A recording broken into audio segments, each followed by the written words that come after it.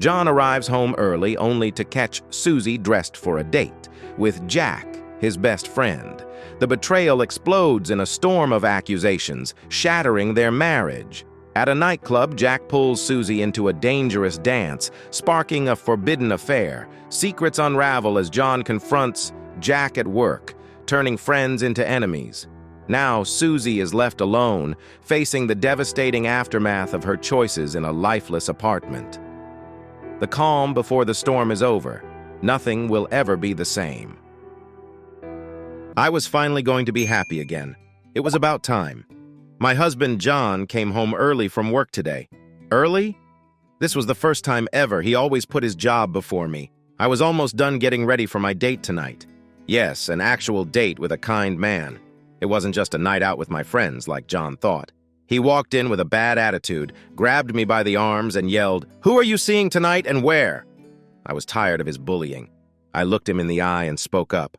"I'm having dinner with Jack Carter tonight, and there might be more." I didn't mean anything bad, but I wanted to feel appreciated. I remembered how I once felt when I met nice guys in college. I just wanted to feel happy and alive again. It got to John. He let go of me and said, "My wife has lost her mind." That upset me even more. I felt a rage I hadn't felt in a long time, and I started shouting back. Then he said something like, "Charlie was right all along. That awful man, that pathetic nobody." I didn't take it anymore. I called 911 for help and also called Jack to come support me. Finally, a patrol car arrived, but 2 of John's friends came too. Where was Jack? He was the one I really wanted by my side. Then my mom and my sister Janice showed up, and John finally left. I cried in their arms as they comforted me. Maybe my unhappy marriage was really ending, and I had a chance for some joy. But watching John walk out that door still hurt. It was hard to let go of the sadness I had felt for months. Thoughts were racing through John's mind. What was happening? Brandon, my right-hand man, quietly asked me to join him for coffee in our small break room. He looked worried and said, "What's going on with Jack?" Jack Carter was my oldest friend on the team, and he was working hard to become a sergeant in the St. Louis County Tactical Operations Unit. He wanted my job, and I hoped he could have it once I moved up. "What do you mean?" I asked. "He's saying some harsh things about you and Susan." "Susie? My Susie?" "He's hinting that he has a close relationship with her and that he will stand up to you for how you've treated her all these years." I was shocked. I couldn't believe what I was hearing. All I could think was, what is going on? Brandon continued, "Half the guys in the unit believe him. Only a few of us know you, your family, and how things really are. It just didn't seem possible. I'm worried that personal issues in our unit could lead to trouble. It's a serious concern. We all carry guns, and one officer is getting too close to another officer's wife. Even if nothing is happening, this could create real problems for us in any situation we face. It could even lead to a wild showdown. I needed to figure out how to address this, but should I talk to Jack or Susie first? Was Jack trying to win over Susie? She had clearly turned him down. Now he seemed to be acting out in a show of false bravado. I've known Jack since our days in the Army, and he could be a bit of a jerk, especially around women. But for the most part, he was reliable. I never doubted he'd have my back when things got tough. I spent a lot of time with him drinking after his wife left him. She was struggling with the stress of his job and frequent absences, and it hurt her to see him give in to temptations that came with being in uniform. Connie found out about Jack's issues, and on 2 occasions, she took their kids and went back to Chicago. That was hard on Jack in many ways. My own marriage with Susie hasn't been easy either. I often wonder why she chose to be with me. We all went to the same junior high school, but she was 2 years younger than me and her brother Charlie. Charlie was my best friend, even though we came from different backgrounds. My family was working class, just getting by. The Scranton family was better off, not wealthy, but they enjoyed their status. They often showed it, especially Susie's parents. But Charlie wasn't like that. We both played the same sports, baseball, basketball, and football. We both earned letters in all 3 sports. By our junior years, we were both starters on the baseball and football teams. He was the flashy one, while I was more down to earth. We were still very close, both on and off the field. Charlie was the smarter one, and with his family's support, He was definitely going to college. I planned to join the Army for education benefits after serving. In high school, I spent a lot of time at Charlie's house, but it was clear that Susie didn't really like me at all. Plus, she looked down on my situation in life. In high school, it was the same. She hung out with a different group of rich kids, even as a sophomore. This was the group that Charlie should have known, but he really didn't care about them. I just had an average date to my senior prom while Charlie went with his special girlfriend, Susie. She arrived with a typical rich guy who acted like a jerk. Like I expected, after high school, Charlie went to Notre Dame and I went to Fort Benning in Columbus, Georgia for basic combat training. I eventually became a military police officer and did some extra training. I served 2 tours in Iraq. It was interesting work, but not a lot of fun, and I made it through.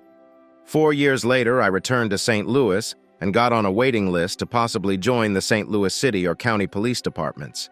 I was also taking classes at junior college to earn some credits in criminology. It seemed a bit silly to me compared to what I learned in the Army, but I had to keep trying. Charlie and I kept in touch through letters and emails. He was coming home for the summer before starting law school. We finally met one night at our old neighborhood bar. Susie came with him. She was actually a stunning young woman now. The most surprising part was how friendly she was to me. We had a nice evening catching up. Charlie told some funny stories from college, but Susie didn't share much about herself.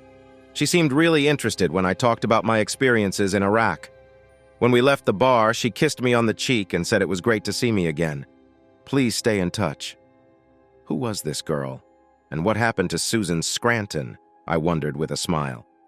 The next day, Charlie called and said, "Listen, Susan really likes you. She had a crush on you back then, but you never noticed." I could hear the grin in his voice. "You've got to be kidding," was all I could respond. Yep, sometimes girls can be a bit confusing that way, but she really does. And she has been through a rough time. She just couldn't handle college. Too many parties with too many privileged people. Too much alcohol and wild behavior. He continued, "I'm afraid she had to leave school and just got out of rehab. If you call her, just be gentle. And while I hate to say this about my own sister, it might be best not to get too serious with her. But last night was a lot of fun. Let's do it again soon." And we did. We started hanging out almost every week that summer. Sometimes Susie would come along and sometimes she wouldn't. I realized I missed her when she didn't come around, so I called her under some excuse, and we ended up having lunch together. During our meal, she started to share more about herself and opened up a bit. She kept saying sorry for being difficult with me, and I told her she didn't need to say sorry. I hadn't really noticed it back then, but now I found her quite attractive, and she had a nicer personality. This led to us becoming a couple, and eventually we fell in love. We made it official between us. Being close to Susie was amazing. She might not have done well in school, but she was good in other ways. I had my experiences too, but none compared to what I found with Susie. She always seemed happy with me, even if her parents weren't thrilled about us being together. We got married once I joined the police force in St. Louis County. I honestly don't remember asking her. It felt like she just made it happen. Soon after, she got pregnant, and our first daughter, Kimberly, was born just a year after we tied the knot. 2 years later, our son John arrived. 3 years after him, we welcomed our second daughter, Parker. And 4 years later, we had our little Abigail. All our kids are healthy and lovely, which I'm very thankful for. After each birth, Susan went through a bit of sadness for a month or two, but apart from that, she was a wonderful mother who loved our kids dearly. She didn't work outside the home, but I knew taking care of young children was a demanding job. After Parker was born, Susie started taking birth control pills again, like she had during high school and college. Her mood seemed to change a little, and she wasn't as calm and happy as she used to be. By then, I was away from home more than I liked because of my job in the Tactical Operations Unit, which involved a lot of training and night shifts. I'm not sure if she stopped taking her birth control on purpose or if it just didn't work, but she became pregnant with Abby.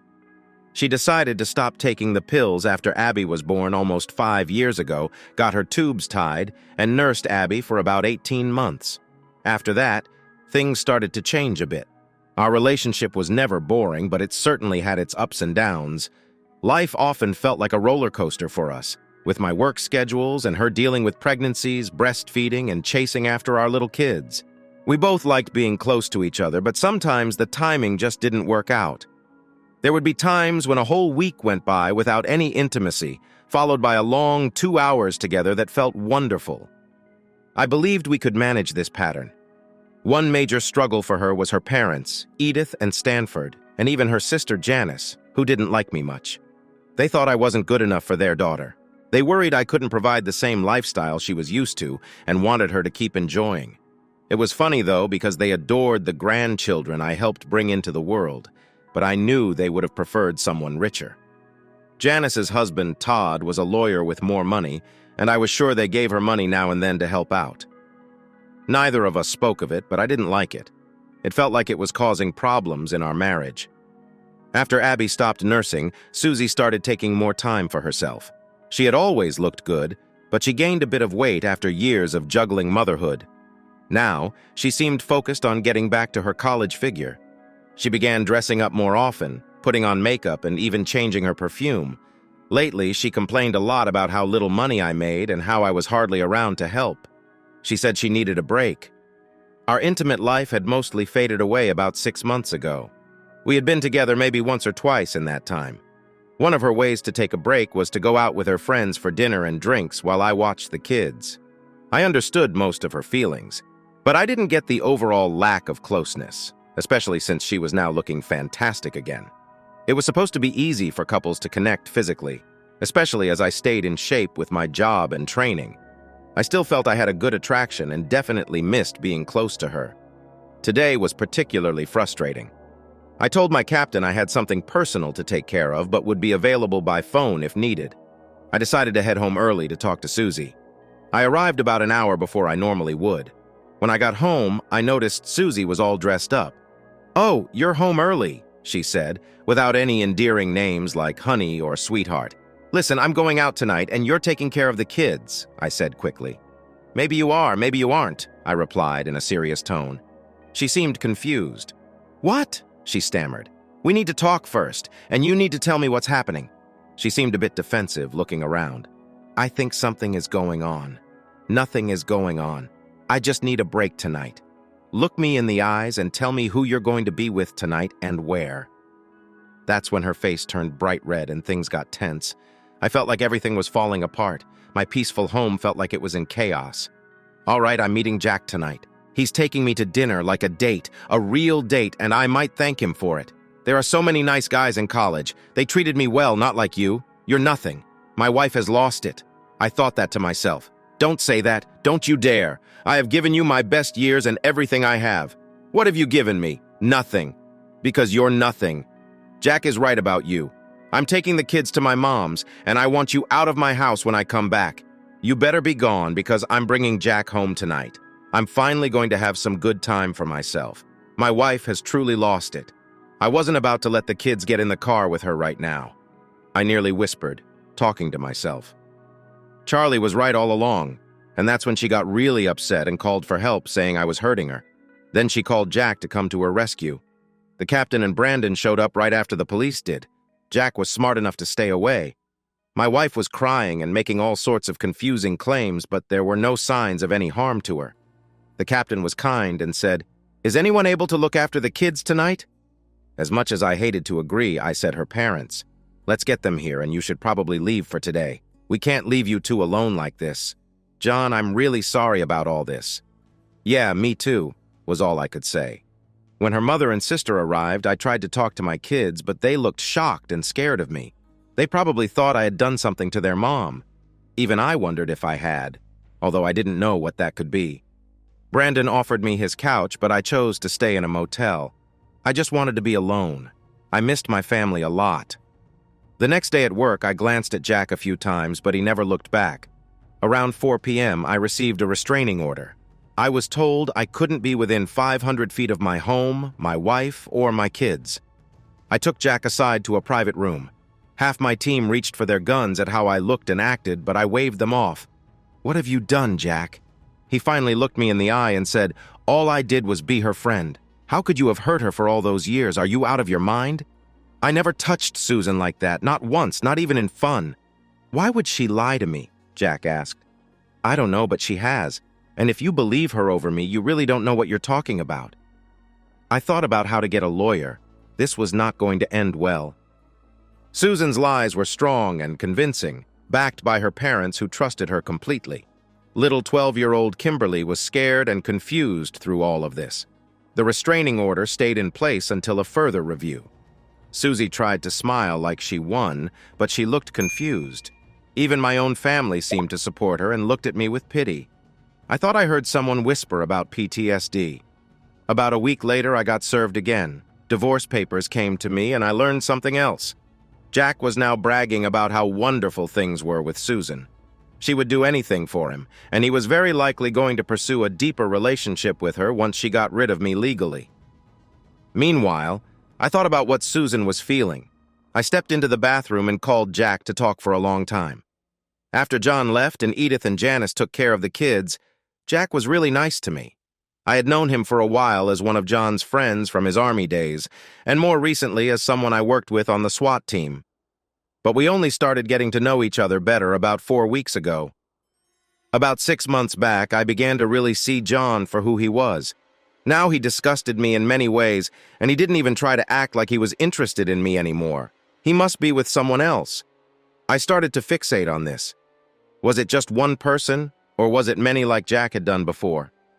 I knew about Jack's divorce from Connie. They had once been our friends.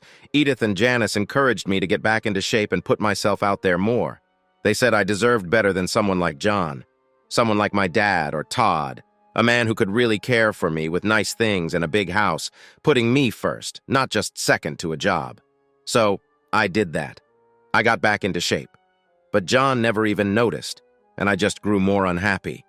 I found myself thinking back to the happy times I had in college before John came back into my life. I was happy then. I was really happy at that moment and wished I could feel that way again. Maybe I just needed a little joy, so I started going out for dinner with Janice and some of her wealthier friends once a week. It was just us girls, a break from the kids and husbands. Some of us were still married, but we often invited 1 or 2 divorced friends. They always wanted to eat somewhere with dancing and a lively crowd. Janice liked that idea too. About 4 weeks ago, Jack was at the club. Janice and her friend Vicky were already dancing with some guys who had asked them. I had also been asked, but decided to play it cool. Then Jack came over to our table. After a bit of small talk, he asked me to dance, and I agreed. He was a handsome man, even out of his uniform. He was fit and strong like John, but seemed sweeter somehow. I felt a bit of danger since I knew he had cheated on Connie. It felt nice being in his arms while we danced slowly. I liked the way he held me. Maybe I could trust him, or at least manage to keep things in control for what I wanted. I started to share that I was having some problems with John. "I'm sorry to hear that," he said kindly. "We haven't been happy together for a long time, and he never touches me anymore." I sighed. Back in college, I was pretty wild. You might think less of me now as a wife and mother, but I wondered if I could trust you. "Absolutely," he replied with enthusiasm. I could sense he was interested in me. I felt a mix of excitement and uncertainty. "I just want a bit of joy again. Do you know where I could find some safely?" He smiled with a knowing look and said with a laugh, "I've got something for you." He casually handed me a pill, lightly touching my hand for a moment. I swallowed it down and took another big sip of my margarita, my 4th of the night. Finally, I felt a little happiness return to my otherwise dull life. Jack and I danced more, and I swayed my hips a bit. Jack wanted some quiet time with me, and I felt the same way, but just to a point. Janice had driven us, but was busy dancing with someone for a while. I told her Jack would take me home, and she smiled and gave me a thumbs up. I could tell she understood. Jack wasn't someone to settle down with, but he could be a fun distraction. Maybe he would help me get over John, and finally I could move on. In the car, we cuddled close, and he kissed me excitedly. I kissed him back, deeply, while he parked in my driveway, secretly hoping John might notice. After a little while, I went inside. It was around midnight, and everyone was mostly asleep, even John. I was feeling good, but also a bit restless. John could be a bit stingy with his feelings, but he had his moments. I was curious and wanted to feel close to him again one last time. I pulled back the covers and saw that he was asleep. Maybe he was dreaming about someone else, but I didn't think about that for long. I was focused on wanting to be with Jack. I started to gently touch John's chest to wake him up. I gave his face a light slap to rouse him, and when he began to mumble, I told him to stop talking and just be with me. I climbed on top and started to engage with him. I was still wearing my party dress, and I probably smelled like Jack's cologne. It had been a long time since John and I had been intimate, and I worried he might be seeing someone else. That thought made me lean down and kiss him. I felt a mix of emotions in that moment. I knew I was thinking about Jack, the man who had excited me so much. It had been a good night. About a week later, I was out with my friends while John watched our kids. I even struggled to connect with my own children, which made me feel sad. Every day felt heavy, and I blamed John for everything. It was all his fault. I had exchanged texts with Jack since our last meeting, and he knew where we would be that night. Janice was driving us, and 2 other friends were joining. They wouldn't see Jack as anything more than just another guy chatting with us. Janice was all for some fun on the side, and I figured out that she was probably involved in something similar. After dinner, Jack showed up, and soon we were dancing again. It seemed so natural. He looked excited, clearly thinking about our last time together. I began sharing how tough life with John had always been, how unhappy he made me and the kids. I even hinted at some moments when things were really tough. Jack seemed to absorb it all, growing more worked up about John than about me. It was almost amusing, but I wanted some happiness for myself. "Do you have it?" I asked him. He replied that he did, but wouldn't share unless we found a private place first. It felt a bit like a game. "Oh, Jack, please don't be difficult. I'm still married, even though it doesn't feel that way anymore." "Susie, I want to make you happy in every way. I don't just want a quick moment. I want us to be together properly, not just in a car. Where can we go?" "Let's go to my place. It's nearby." "That could work, but I can't stay too late, just until about 1 a.m., until I walk into my own front door. Do you get it?" "No." "Yes. I'll do what you ask, dear." "All right, let's do it now." "Okay, right. I can't enjoy certain fun things because of my job. But tonight I will, so we can really enjoy this together."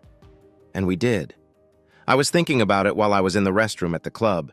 I took off my pantyhose before we left. Then I found Janice on the dance floor and told her I was leaving with Jack again.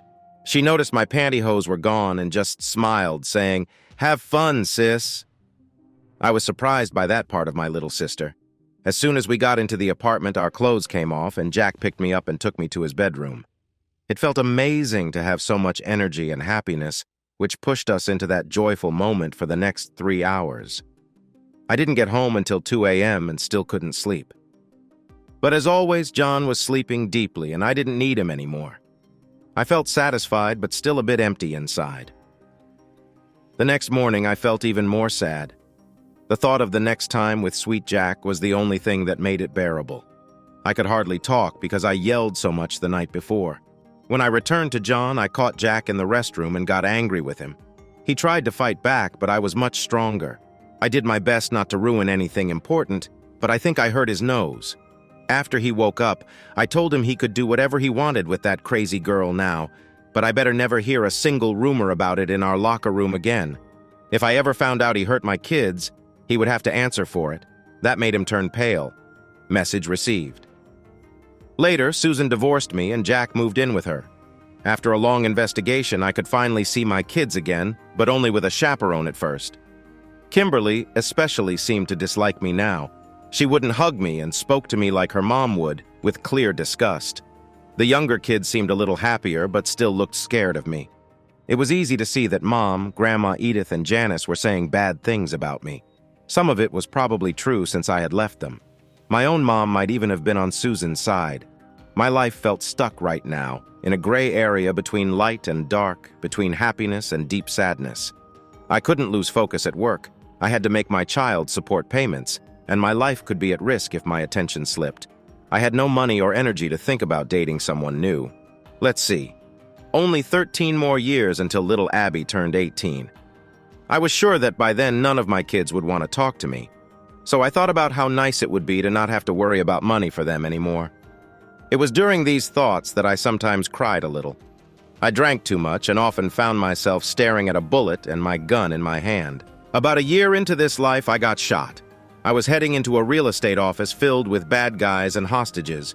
We had tried to negotiate, but we didn't really know how many bad guys were inside or where they were. Then tear gas went off, and we broke through the door. I came in with my shotgun ready. I thought my friends Brandon and Jack were behind me, but they were a bit delayed. Suddenly, I saw a bad guy behind me with a gun pointed at my head. Brandon shot him right in the back with his gun. The doctors later said it hit his spinal cord, which paralyzed him instantly. He didn't even have a chance to pull the trigger, but Jack's shot missed the bad guy and hit me in my leg instead. The bullet broke my pelvic and thigh bones, but my protective vest stopped most of the damage. However, a bone fragment cut my artery and I almost bled out right there. Luckily, the paramedics were already there and they saved my life. I was unconscious for about 2 days while they did surgeries on me. When I finally woke up, I had a strange dream. Susan was in my room, crying softly. She kept saying, "Oh, John, I'm so sorry. I didn't know what was wrong." I faded back into sleep, hearing her words over and over. When I fully woke up days later, Susan, Kimberly, and JJ came to visit me in the hospital. JJ was really happy because I had been on the news as a hero. Thankfully, none of the hostages were hurt, but 2 of the bad guys were dead, and another one was hurt. Even Kimberly seemed nice and happy to see me. I didn't know what to say to them, my own family. I tried to make a joke and said, well, Jack had his chance and missed. But Susan turned pale and rushed out of the room, looking like she might cry. Kimberly then said, "Mom's not feeling great right now. Jack doesn't live with us anymore and can't come around. Mom hasn't been happy for a long time since you left us. I was too worn out to argue with everyone and just needed some peace, so I told them I needed to rest. Susan brought my kids to see me every day, but we didn't talk. What was the point? We were in different worlds. I felt like I was from a normal place while Susan was from somewhere strange. We really didn't have anything to say to each other. At least the kids were friendly and not scared of me." Finally, Susan asked where I'd go when I got out. She said I would need help and she and Kimberly wanted to assist. I told her I was going to a rehab center, so I didn't need any help. I couldn't understand what was going on with Susan. Was she trying to take control of my life? I tried to stay polite, but I felt a bit uneasy. After everything that had happened in the last 16 months and the years before, I wasn't sure what to think. I planned to call Edith when I got settled and let her know about visiting hours. Maybe she could bring the kids to see me one weekend. I wanted to see my kids, but not Susan. I thought being around me was stressing her out. I didn't want her pity because I was recovering. I was alive and I would be fine again, but I planned to leave once I got better. When they all left, Susan didn't seem relieved. She looked sad. That was just how my life was now. At least Susan had moved on since I left. I had my own ways to cope, with a date here and there when I could. Sometimes I'd go out for a drink after work, still in my uniform, and meet someone for a brief encounter. Some women found the uniform appealing. Maybe that's all Susan ever noticed, not me. Now, about John. Brandon came to see me a few times, but Jack hadn't. Jack was on leave while everything was being looked into. The other officers said they thought Jack had stumbled and fired by accident, but it didn't look good. He might get kicked off the SWAT team no matter what. Being able to control your weapon is very important. Hurting a fellow officer on purpose for personal reasons is not good either. Best case, he could end up with just a regular police job. The worst part is that I could lose my job and even face a serious legal charge because Jack shot me in the leg. I also learned that Susan had really affected Jack's mind. She had gotten a restraining order against him and he scared her. I thought about my kids, who really needed me, and it made me feel helpless. I could only hope Jack remembered Heron. Heron was another bad person who would never hurt anyone again. I felt like I could figure out what went wrong. Jack believed everything Susan told him. She painted herself as a helpless woman in trouble, while I was seen as the villain, and Jack thought he was her hero coming to the rescue. When Jack learned about Bet, he was sure that Susan loved him as much as he loved her. He actually thought I was somehow controlling her thoughts, even before I could move properly again. Jack had already been arrested for breaking the restraining order. He was now on thin ice at work. One more slip-up, and he'd lose his job for sure. The police union couldn't help him this time. Jack was dangerously obsessed with Susan. He couldn't stay away from her. He got arrested again trying to break into her home, but luckily the police arrived just in time. Now he was in jail and Susan's mom was talking with his lawyer about bail. The judge was worried about bad press involving a police officer, especially after a recent case where a cop out on bail committed a crime. So he set bail at $1 million, and Jack stayed behind bars. Susan's mom did visit, bringing the kids almost every weekend. Sometimes they came by on both days. Suddenly, her mother, Edith, seemed much kinder to me. One time, she asked the kids to wait outside because she needed a private moment with me. I felt something was coming. Edith quickly apologized for believing Susan's lies. I just listened. She explained that Susan was struggling with her mental health, seeing a therapist, and taking medication. These changes were helping her a lot. Susan had a condition called bipolar disorder that no one noticed before. When she was in a manic phase, she lost control. Edith mentioned that taking birth control pills might have made her mental state worse, as those hormones can affect emotions too. She felt guilty for putting Susan on the pill when she was younger, thinking it would help keep her out of trouble. I noticed Edith seemed genuinely upset. Edith said that Susan felt terrible about how she acted and really wanted to see me again. She asked if I could possibly forgive Susan, her family, and herself for how they treated me. She stressed that the kids really needed me, as everything had been frightening for them. Edith's words faded as I felt anger rising. I couldn't help but think of how much pain their actions had caused my kids over the years. "Why shouldn't I hurt you?" She wouldn't admit it. She got tense and just walked away. I couldn't help but think, forget them all. Well, except for my kids. I'd think it over. I had a lot on my mind. Everything felt too neat and simple. Sorry, dear, for ending things and making life hard for Jack for so long. I was just not doing well mentally. But I'm better now. Come back home. She managed to convince everyone that I was the one with problems. Even our kids believed her. She could dress up nice and act charming around Jack, but not for her own husband. That told me a lot. She was also good at tricking Jack, who was supposed to be a smart police officer. He never caught her lies. She had a way with words that could confuse anyone. If she was the crazy one, why was Jack the one in trouble and not her? I slowly walked back to my small apartment. I was cleared to return to work, but just to desk duties for now. I still needed some time for therapy and training to be ready to get back into the field. The strangest part about going back was realizing how many people didn't support me anymore. Brandon was still my friend, and the captain backed me up, but everyone else felt I was to blame. Susan left me for Jack. Then things got messy with Jack getting locked up after losing control. Somehow it was all my fault. It felt crazy, but I didn't care. The captain assured me that I was still in line for a promotion and that good things were coming my way. "You'll be fine, John. Just hang in there," he said. I was ready to make changes through my old Army buddies and the SWAT meetings I attended. After I became a sergeant, I was now seen as a hero. I got offered a job leading a smaller SWAT unit in Mobile, Alabama, and I accepted it after giving my notice in St. Louis. I also asked my lawyer to change my visit time with the kids from every other weekend to a whole month in the summer. I didn't want to do it, but I needed to move on from this mess. I felt like I could find a better future down south. I would feel safer with new people than with my old friends here. Then something big happened. Stanford had a heart attack and died. I wasn't going to his funeral. Maybe that seems harsh, but he never respected me, and I respected that even now. Maybe I could have gone and shown my true feelings, but I didn't. Just being honest. Charlie returned to town for the funeral and eventually reached out to me. He was now a prominent lawyer in Chicago, known for handling criminal cases.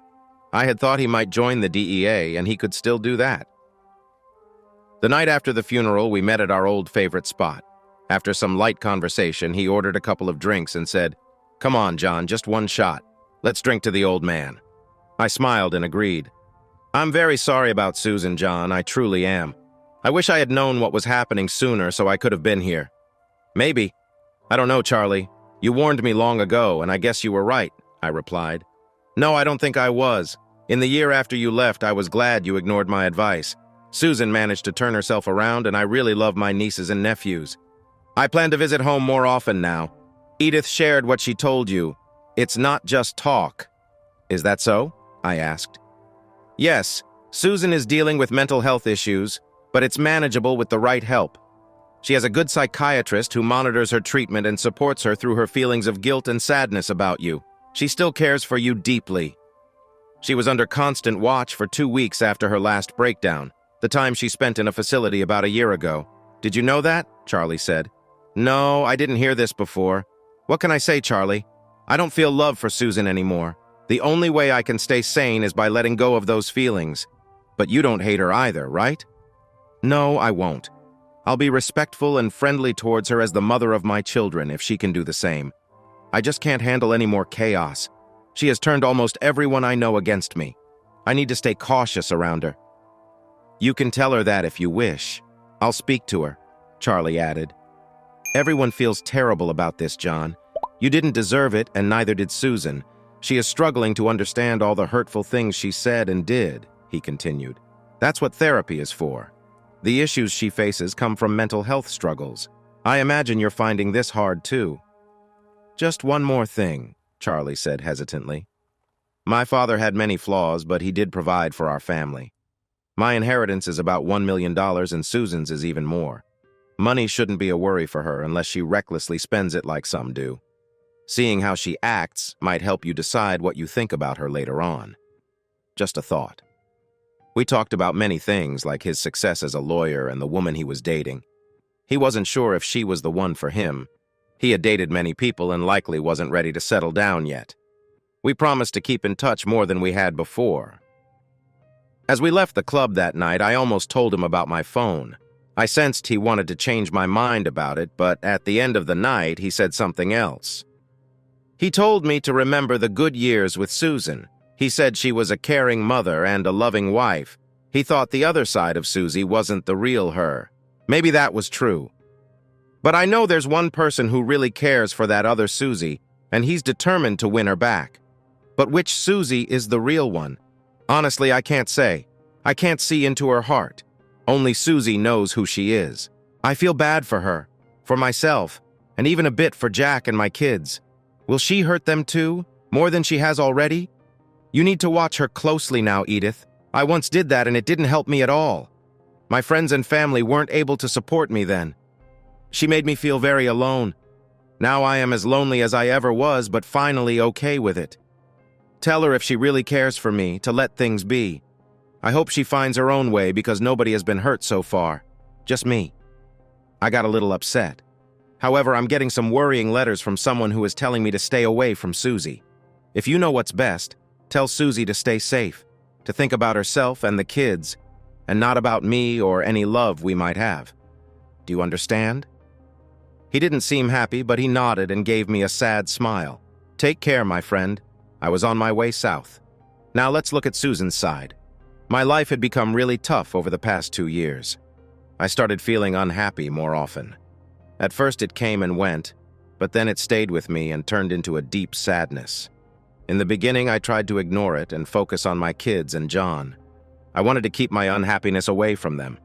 John worked hard and tried his best to provide for us. He had an important job, but his long hours away made me worried and frustrated. He felt bad that we were struggling financially. Money was often tight, and my unkind parents and sister seemed to take pleasure in reminding John of it whenever we gathered for holidays, birthdays, or even weekend barbecues. It happened every single time. John was always calm, even when people were rude to him. He kept his feelings to himself because he loved me and our kids. He accepted us completely, and I appreciated that about him. However, I started feeling worse and worse inside. I even lost the desire to be close to my handsome husband, a man I had wanted since I noticed him as a teenager. To feel better, I tried dieting and exercising a lot, hoping to fix myself. I dressed in nicer clothes, thinking that might help me feel good again, but none of it worked. I felt lost and scared. I began to convince myself that maybe it was John's fault. Some friends suggested that he was responsible for my happiness, and I started believing them. I started drinking more often and went out with my sister for dinner and drinks each week. Janice kept saying that John wasn't doing enough to make me happy. She doubted he ever could. Then things took a crazy turn with Jack. I thought that maybe since I was feeling so low, a little fun might lift my spirits. I couldn't go to straight-laced John for help, so I thought about Jack. I remembered how fun things were in college and forgot how they almost ruined my life. I figured Jack might have what I needed. Cops always know where to get things. When I first asked him, I thought it was a clever idea. But soon, things spiraled out of control. Yes, I felt a little good for a moment with Jack. He became obsessed with me and my stories. I told him I loved him and that I felt unhappy with John, and I believed my own lies. At that time, I did not feel any guilt. The false sense of love from the fun I was having felt real while it lasted. But once that feeling faded for me, I started to realize the mess I was in. Jack wanted to be close all the time, and we would sneak moments in whenever we could, even while the kids were with their grandparents or when John was around. We used drinks and a little something else to bring us closer. Jack loved to give me long massages, and we ended up in wild moments of passion. Afterward, I would be so tired that I could finally sleep for a few hours, but I would always wake up feeling worse. Waking up became a big problem. Not being able to find peace without those moments was even worse.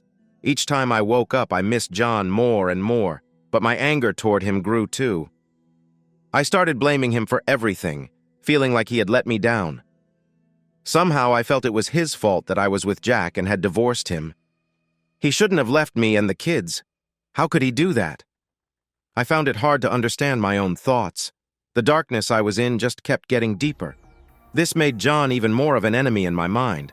Although I was consumed by sadness, I told myself that my children would never leave me. I decided to win them over with my love and also turn them against their dad with lies, just like I did with Jack.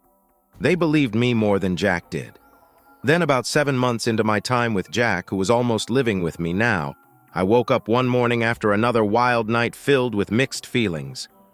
That night felt like I lost control, and when I finally fell asleep, I thought it would be for a few nice hours. When I woke up just 2 hours later, I was crying and couldn't breathe properly. I was having a major panic attack. Jack called for help, and I spent the next 4 weeks in a treatment center that my father, Stanford, found for me. I was lucky to be assigned to a great psychiatrist, Dr. Rachel Horowitz, who really tried to understand what I was going through. She probably saved my life. My parents took care of my kids without telling John what was happening, and he never found out. The kids were scared of their dad and hardly spoke to him anymore, especially Kimberly. During his weekend visits, which usually meant just watching a movie or eating pizza, no one mentioned where I had gone. At first, I was given lithium and Valium, which helped stop my crying during the first week. Then I started taking an antidepressant while they slowly reduced my Valium. By the second week, I began to feel better and started to remember everything from the past year clearly. That's when I started feeling hopeless. I had ruined my marriage in a way that could never be fixed, and I felt sure that John couldn't love me anymore after how I had treated him. I realized I had hurt my kids with all my lies and made them turn against their father. Strangely, I also took care of them more, treating them like important pieces in a painful game between me and John. I still couldn't understand why my parents and sister had allowed me to do this and even supported the destruction of my marriage. Why did they dislike John so much? Why didn't they see how I felt about him? In the happy years of my marriage, I did not respect John, and now I see that I hurt myself just as much. Many people who feel very sad sometimes think about hurting themselves more when they start to feel even a little better. This can happen as they find the energy to take action. However, my own feelings were much worse at this time. It was only after Dr. Horowitz felt sure I had gotten past the worst part and was starting to feel love and care for my children again that I began to see a glimmer of hope. I knew that if I were to end my own life, it would deeply hurt my children. So, I was allowed to leave the hospital, but I had to stay with my parents first instead of being alone with my kids. For the first 2 months, I met with Rachel 3 times a week. Rachel tried to help me understand why I had turned against John, the man I loved, who could have helped me through this tough time. Every couple has arguments and disagreements, every single one. What makes a marriage strong is not the absence of conflict, but how both partners handle their differences. Sometimes, each person has control in different areas, like taking care of the home, making decisions about kids, planning social events, and managing money. The best couples often find a way to agree silently about who is best at what. Sometimes the woman decides how to spend the money, and sometimes the man does. One partner might take the lead on social activities, while the other takes care of personal interests. There is always some need for compromise. In relationships where one partner tries to control everything, it usually doesn't work out well for either person. It's like a story where a husband treats his wife like a robot, and neither is truly happy in that situation. How long would a man stay interested in a robot instead of a real person? Or how can a woman find joy in a toy? People often want real connections instead of something that doesn't feel alive. Controlling people may try to dominate every aspect of the relationship. From what you've told me, you and John had a normal marriage with arguments, but also found good ways to work things out together. Take a moment to read Proverbs 31 and think about it over the next few days. Let's consider the value of a good wife and how, even in a time when men held most power in society, women still had strong voices. The wife made her own choices, and her husband, along with other men, respected her opinions. However, there were still struggles in those marriages, just as there can be in your own. John, for instance, may have felt like an opponent to you during your time together. Of course, you couldn't ask John to get you something that could harm you, like drugs, even if you felt you needed them at the time. As your health worsened, your feelings and thoughts about John and your marriage began to change. It's important to remember that people are not always logical. If we were purely logical, we wouldn't make certain choices that involve risk and pain, like having children. In simple terms, why would a reasonable woman choose to go through the challenges of pregnancy and childbirth? Yet many women today are deciding to have fewer or no children at all. This trend is notable in many modern countries where women, wanting to make smart choices, often choose not to expand their families. Our thoughts and feelings are influenced by many factors, like hormones and brain chemicals.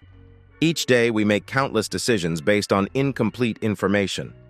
For example, when you're on a date, you might wonder what the man across from you is really thinking. While we might think he has certain intentions, we always question if it's real love or just a passing interest. This leads to playful flirting as we try to gather the right information to make a good decision. Men face similar challenges. Women can sometimes feel more complex and harder to understand, according to many men I've spoken with, including family members. But as your health changed, you lost touch with your feelings and instincts that told you that you loved John and he loved you. This shift occurred due to changes in your brain. With those feelings diminished, you were left with only logic to explain your unhappiness. As a result, your mind may have led you to blame John for your discontent. This left you feeling more like a machine, unable to connect emotionally. The part of your brain that likes to think logically led you to try to feel better with things like alcohol, fun times with friends, and seeking comfort with someone else besides John. You decided John couldn't help you because he was part of the problem. He had been there when you started to feel upset and lost. Honestly, I could see you questioning all of this, and it was a lot for Rachel to explain to me in our meeting. It was the first of many chats where I mostly spoke, trying to make sense of things on my own. Rachel wrapped up our session with some important points. She said, "You are a smart woman, maybe even smarter than Charlie. But," she warned, "sometimes being very smart can come with problems in how our minds work. Your brain chemistry might have naturally changed as you got older. It could also be that taking birth control and other substances in high school and college had caused some issues, which might have gotten worse after Parker was born. There seems to be a link between these changes and people with bipolar disorder based on what we know. You have a strong will and really want to get your husband and family back, just like before. Talking to John feels like the next step. But please, don't do that right now. There's still a lot we need to work on, both in therapy and with your medication, to help you reach a stable place in your mind. We might even get you to stop taking medicine one day, but that's going to take time. If you try to see John too soon, it could set you back even more." I understood what she was saying, but it was hard to agree with her. I really wanted to see and talk to John again. I believed he would understand once I explained everything, but I chose wisely to wait a little longer. Instead, I focused on being honest with my kids. I needed to tell them the truth, not the lies, but that was harder than I thought. Kimberly especially wouldn't listen. She insisted that it didn't matter. "He left us. He's stronger than you, and he shouldn't have gone. If he really loved us, he wouldn't have done that." I tried to explain how I had managed to get a restraining order and that the police and the courts were on my side, but she didn't believe me. To her, I seemed more confused than before. I had been nice, calm, and strong for them, and now I felt lost. Now I was feeling nervous and unsure of myself. I worried about how John saw me. It struck me that things were not okay. Every day I thought today might be the day when my medicine stopped helping and I would slowly lose my grip on reality without realizing it. The medicine also had some side effects. They made it hard for me to feel desire. I told myself that was probably a good thing for now. But I knew it wouldn't be enough if John ever wanted to be close to me again. I would rather be in a loving relationship than just be alone right now. But I understood that John couldn't deal with me if I wasn't responsive, and I couldn't pretend to be okay. Then John got shot. That almost made me fall apart completely. I kept myself together just enough. Oh, how I wished it had been me instead of John. I felt I deserved it, not him. I was helpless and wanted to help him so much. At least Kimberly was starting to believe me a bit more. Jack, however, was becoming a big problem. Jack didn't believe anything I said and kept trying to see me. I worried he might have hurt John on purpose. If he did, I felt responsible for that too. I felt sorry for Jack and tried to let him down gently. I told him I was dealing with serious mental issues, was in therapy, and was slowly getting better. I also told him I was sorry for leading him to think I had feelings for him. The truth was, I never had any feelings for him, and I never would. It was hard to share that with someone, especially when just 2 months before, things had been very different between us. He just couldn't understand and wouldn't believe me now. It seemed he was caught up in what we had even if it wasn't real. He ignored what I said about my medicine making me feel numb to everything. He kept saying, "I just want to care for you." Yet, I couldn't shake the feeling that he wanted something more. In the end, I had to get a restraining order to keep him away from me and the kids. He still didn't stop until he got into trouble with the law. Then, my dad passed away suddenly. He wasn't perfect, but he was my dad. It was hard to cope with everything, and I ended up back on Valium just to get through the funeral. Charlie stepped in to help manage things. Edith was struggling. Janice was dealing with her own troubles since Todd had found out about her recent choices and was now leaving her. Janice was feeling sad, not because of any illness like me, luckily, but because dating strangers was not fun anymore. She had been married to a rich older man who took care of her, but that was gone now. Janice even pointed fingers at me for her own troubles. I was starting to see my family in a new light, looking at them more clearly than before. Talking to a therapist helped with that. Suddenly, Janice had to watch how she spent her money. She received some all-right support for a while, but her own inheritance was smaller than Charlie's. My dad thought she had picked a good husband and did not bother to help her much. I received about $2.5 million for me and my kids. My dad wanted to support me as much as he could. He may have thought this would bring John back to me. In the end, Stanford realized how badly he, Edith, and Janice had messed up by disrespecting John. He saw how I had struggled, and how I still loved John, wishing to go back to what we once had. But Stanford never understood how little money meant to John. John just wanted me to be happy and content, and my new wealth might actually push him away for good. I told my lawyer to stop his support payments to me, at least to do that much for him. Charlie also shared his last chat with John. He said John no longer felt hate for me, but was scared to love me again. Maybe this was good news. Perhaps it was a small chance I could work with once Rachel allowed me to try. I might have been coming off the medication when I got the last bit of tough news. John was moving about 650 miles away to Mobile, Alabama, right by the Gulf Coast. Would I ever see him again?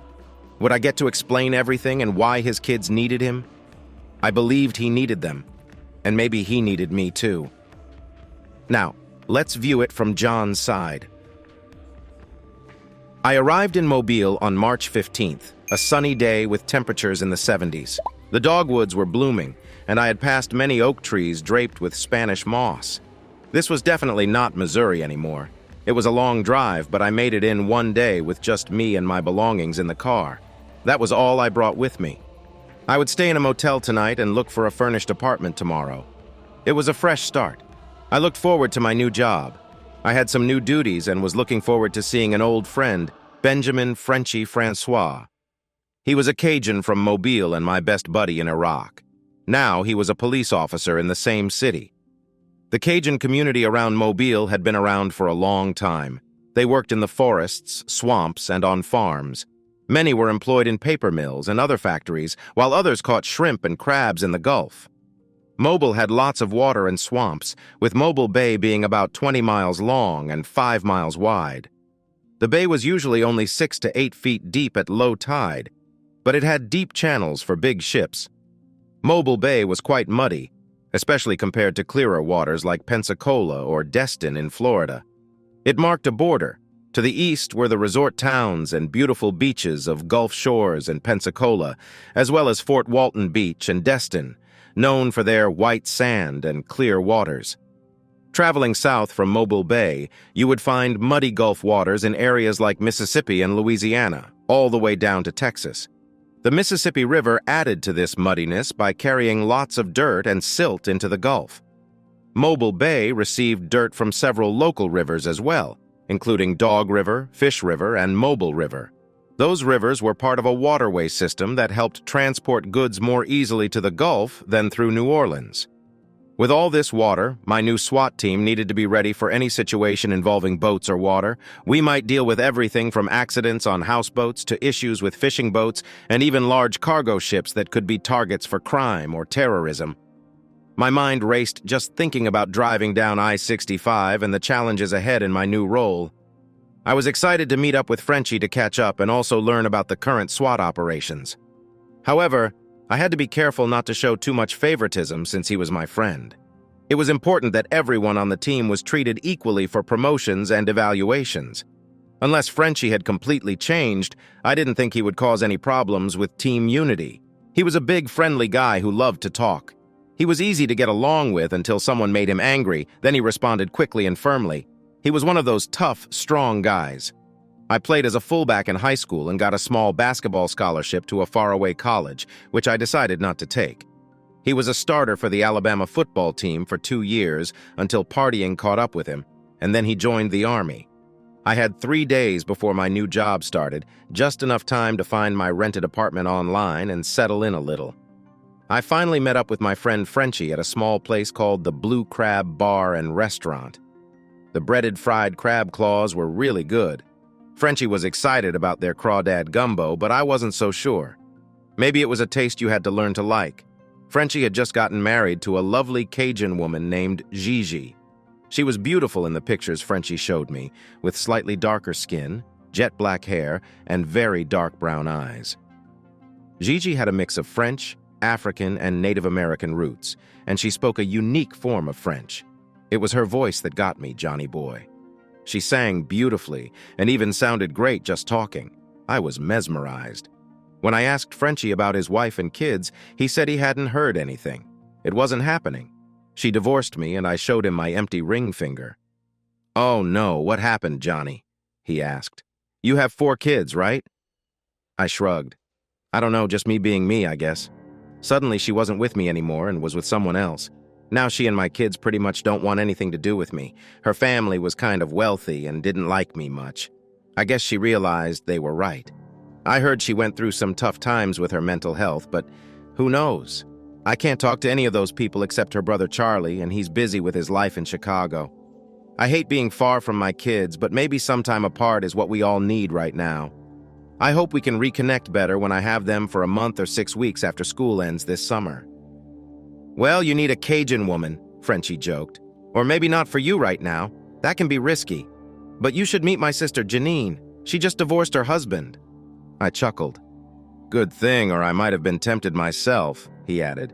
"But she could be fun as a friend. Just think about it." I agreed more cheerfully than I felt. I couldn't picture a female version of Frenchie, a tough Alabama woman. "So Monday's the big day for you?" he asked. "Sounds like we need to do some serious drinking tonight." And that's exactly how we spent the evening. It wasn't really a fight, but we did shout at each other for a bit. In the end, a couple of police officers who knew my friend Frenchie well took both of us out of the bar and drove us to my motel room in their car. We both ended up crashing there, so on Monday morning I found out I had a bit of a reputation at work as Frenchie's friend who couldn't handle his drinks. Not exactly what I hoped for, but it turned out okay. The first week of April, I got a letter from Susan. It was a short note saying she had a new cell phone number and wanted me to call her about the kids visiting me this summer. She wanted to discuss the details, so I gave her a call. "Hello, John," she said. There was something different about her voice, maybe calmer. "Hi, Susan. I got your letter. Let's try to figure this out nicely, okay?" I said. "Of course." "I want us to work together, but I have some plans," she replied. I thought to myself, oh no, but I hoped it would work out for her too. I've rented a 3-bedroom condo in Gulf Shores for 2 weeks starting June 10th. You may have heard I got some money when my dad passed away. I bought a new BMW SUV and will drive us all there. This way, you won't have to travel far to get the kids for your month or however long you want this summer. I thought it was great that she was planning.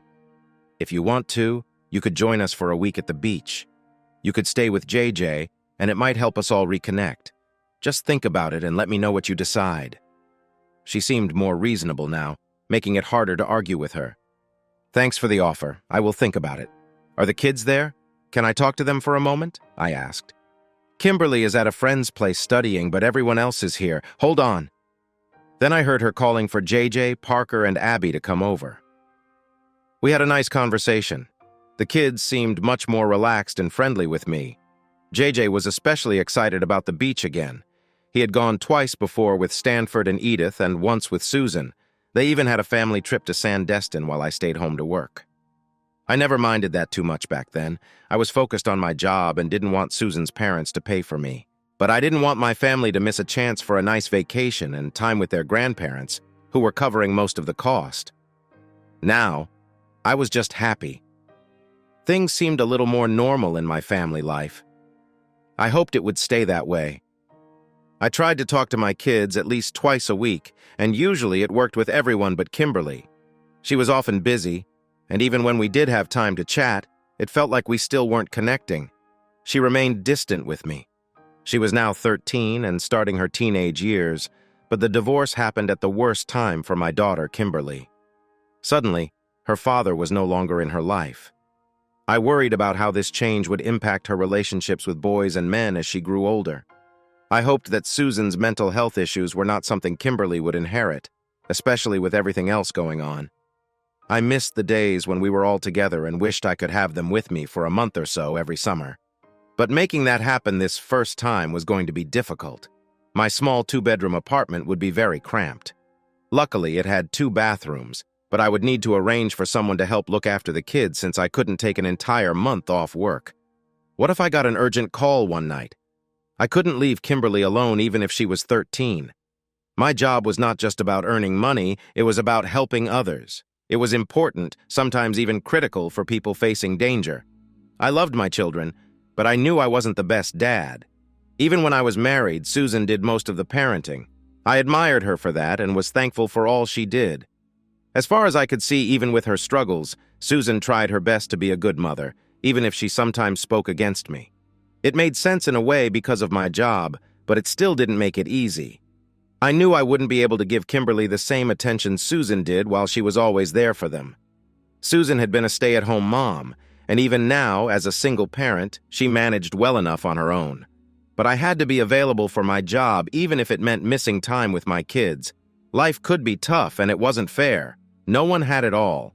I knew I might need to make some hard choices soon, maybe even set aside my feelings for the sake of my kids. One night after work, while having a drink with my friend Frenchie, I shared some of these worries. We talked about how we managed to get things done. He interrupted my thoughts, saying, "You really should come to my family cookout this Saturday. It's at my sister's country house. Any time after noon is good, but the sooner the better." He gave me her address and directions, saying Google Maps may not work well for the area. When I arrived a little after 1, I was surprised to see more than 100 people there already. They were grilling sausages, hamburgers, hot dogs, and shrimp. Large pots of gumbo and crawfish were boiling, filling the air with delicious smells. All kinds of side dishes were being prepared, and big tubs were filled with sodas and beer. There were also large containers of lemonade and sweet tea, which is popular in the South. Long tables were set up, and kids were running around enjoying themselves. A Zydeco band was getting ready with a great sound system. There were microphones for singers and a lot of different instruments like fiddles, accordions, guitars, and homemade drums. A portable dance floor was being put out. I had a feeling that a good time was about to start. I wasn't the only non-family member there. Just friends were around too. I saw some people from the police department and 3 other members of my SWAT team, including Karen Rigby, the only woman in tactical operations training. Frenchie spotted me and brought me over to meet G and his sister. She seemed to be directing everything that was going on. As the hostess, she was also in charge of the food. "This is Ginny," Frenchie said. "This is my old army buddy, John Thornton." She smiled and said, "Hello, John. I hope you can handle the chaos here today. Benny has told me a lot about you." She had a sparkle in her eye that matched her cute dimples. She was a little shorter than her brother, maybe about 5 feet 3 inches and very petite. There was no way she could play football in Alabama. They both had the same dark hair and always looked tan, with very dark brown eyes. But Ginny was definitely prettier than Benny. It seemed Frenchie wasn't his only name here. I felt a little nervous and managed to say, "Thanks for having me over." She laughed lightly, saying, "Just make sure you eat enough and maybe we can chat a little later. Having a good time is the most important thing." Then she went back to helping people in a kind way with her soft voice and lovely accent. "What do you think of my sister, Johnny boy?" Frenchie asked. "She seems very nice," I replied, though I felt a bit shy. Many other guys were around who might use that nickname. He chuckled. Then a stunningly beautiful woman walked up and hugged him from behind. She looked like a model, very graceful and mysterious. I'd seen her picture before, but seeing her in person was breathtaking. "Mont," Frenchie said, smiling. "This is my wife, Gigi, and this is my new boss, John Thornton." "Hello, John. I expect you to keep Benny safe," she said, her voice warm. All I could respond with was, "Yes, we look out for each other." It was hard to promise anything else because of how I felt when she spoke. I could see why Frenchie married her. She smiled at me and said, "Please dance with me when the music starts, okay?" Frenchie laughed and added, "All Cajun women love to dance." "You really need to know how to dance, Johnny, if you plan to stick around here," she said. "I thought I could manage. Susan and I took some ballroom dance classes for about a year before Kimberly was born. I've always enjoyed music and dancing, even back in high school. I learned that being happy and relaxed is very important for a man on the dance floor. Most women appreciate that. When dancing, women want to be noticed and show their skills. Partner dances are a bit more complex, but listening to the rhythm and having a strong lead really matter too. I watched what others did on the dance floor and thought I could just mimic the basic steps. Maybe if I had a few beers first, it would help. It was a great party. The music and dancing really picked up after everyone had eaten and had a few drinks. The tunes were fantastic, and Gigi and her sister Frances sang often, sometimes joined by a band member. Their singing was so beautiful that it really moved me. The dancing lasted late into the night. The band took breaks, but other musicians kept coming in. I danced with Gigi, Frankie, Ginny, and a few other women who weren't shy about pulling me onto the dance floor when they saw I could keep up. The dance was mainly a cowboy two-step, more about moving side to side than around the floor. Frenchie danced a lot too. In fact, nearly everyone did. What surprised me was that even with all the drinking and dancing, no one got out of control or acted too wild. There were no jealous moments or excessive flirting. With so many people, there might have been some hidden romances. Or maybe not. It reminded me of a big family gathering where everything seemed nice and peaceful, like no one wanted to upset the balance. It was interesting. Maybe alligators in the nearby swamps kept everyone polite. I enjoyed talking with Ginny. She was really sweet. I met her 9-year-old son Joey along with other family members. There were so many cousins, aunts, and uncles. "So you have 4 kids?" she asked. "Yes. They live back in St. Louis," I replied. "That must be tough for you." "Yes and no. The divorce happened so suddenly. It felt like my wife suddenly turned against me and spent 6 months saying bad things about me to our kids." "You still loved her?" "Yes, I did. I've heard from her family that she went through a tough time which caused her to act this way. But what is true? At least we can talk to each other more nicely now. It's really surprising. My kids also seem to act more like themselves when I'm around. They're all coming down here in June, and I will have them with me for at least a month. So, do you have a house here now?" "No, I think I made a mistake and just rented a 2-bedroom apartment when everything in my life was still a mess. Let's talk again later, okay?" she said as someone asked her to dance again. I had to admit, my legs were starting to feel tired. I needed another beer to help me relax. Around 1 a.m., the party started to slow down and the band finally packed up. About 30 of us were still in a good mood. Frenchie told me to find a spot in the house to stay for the night.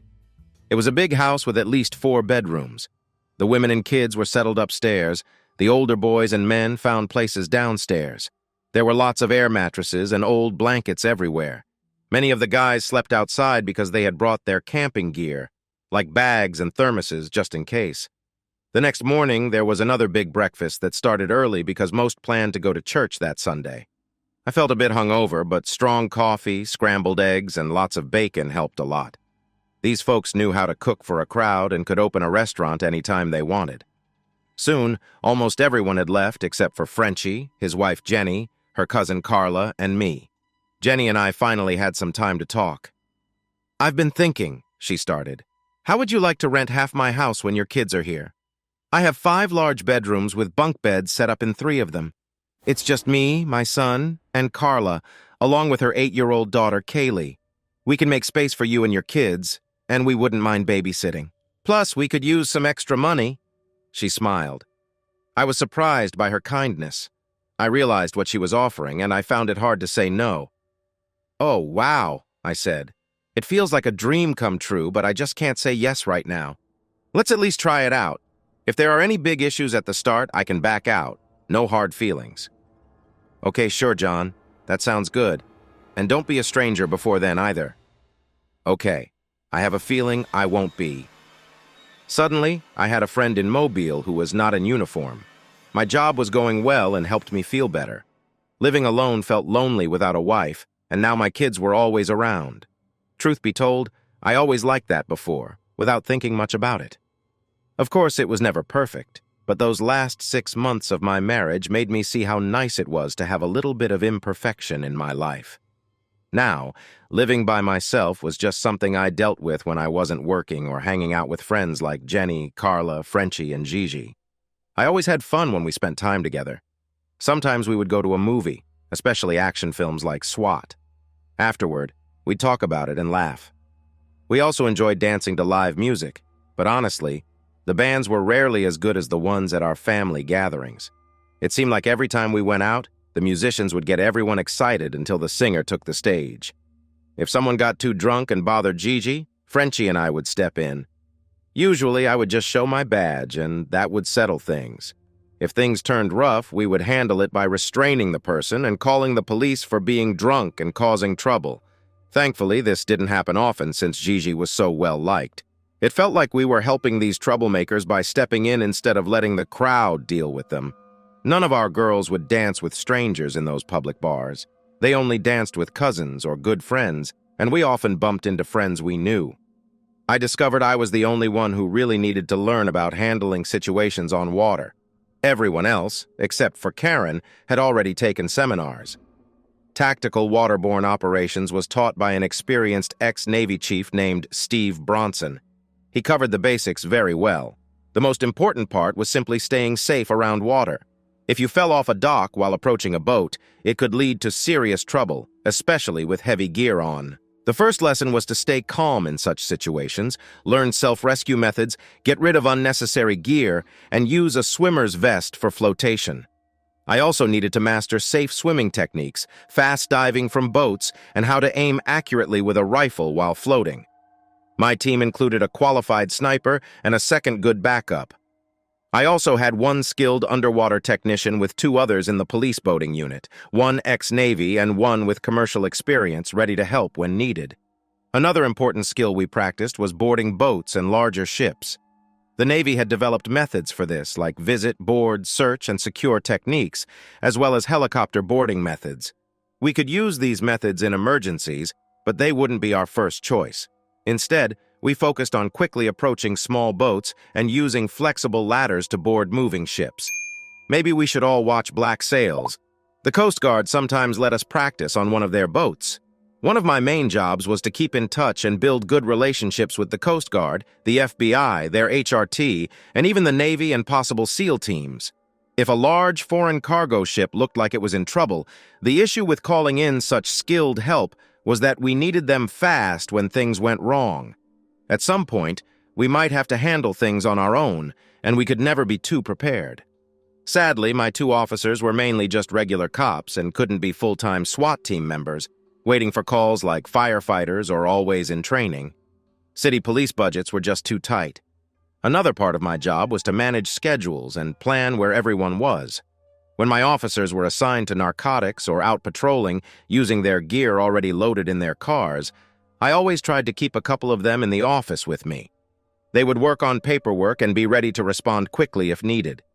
I aimed for our whole team to be ready and on site anywhere in our city, whether on land or water, within 1 hour of a call.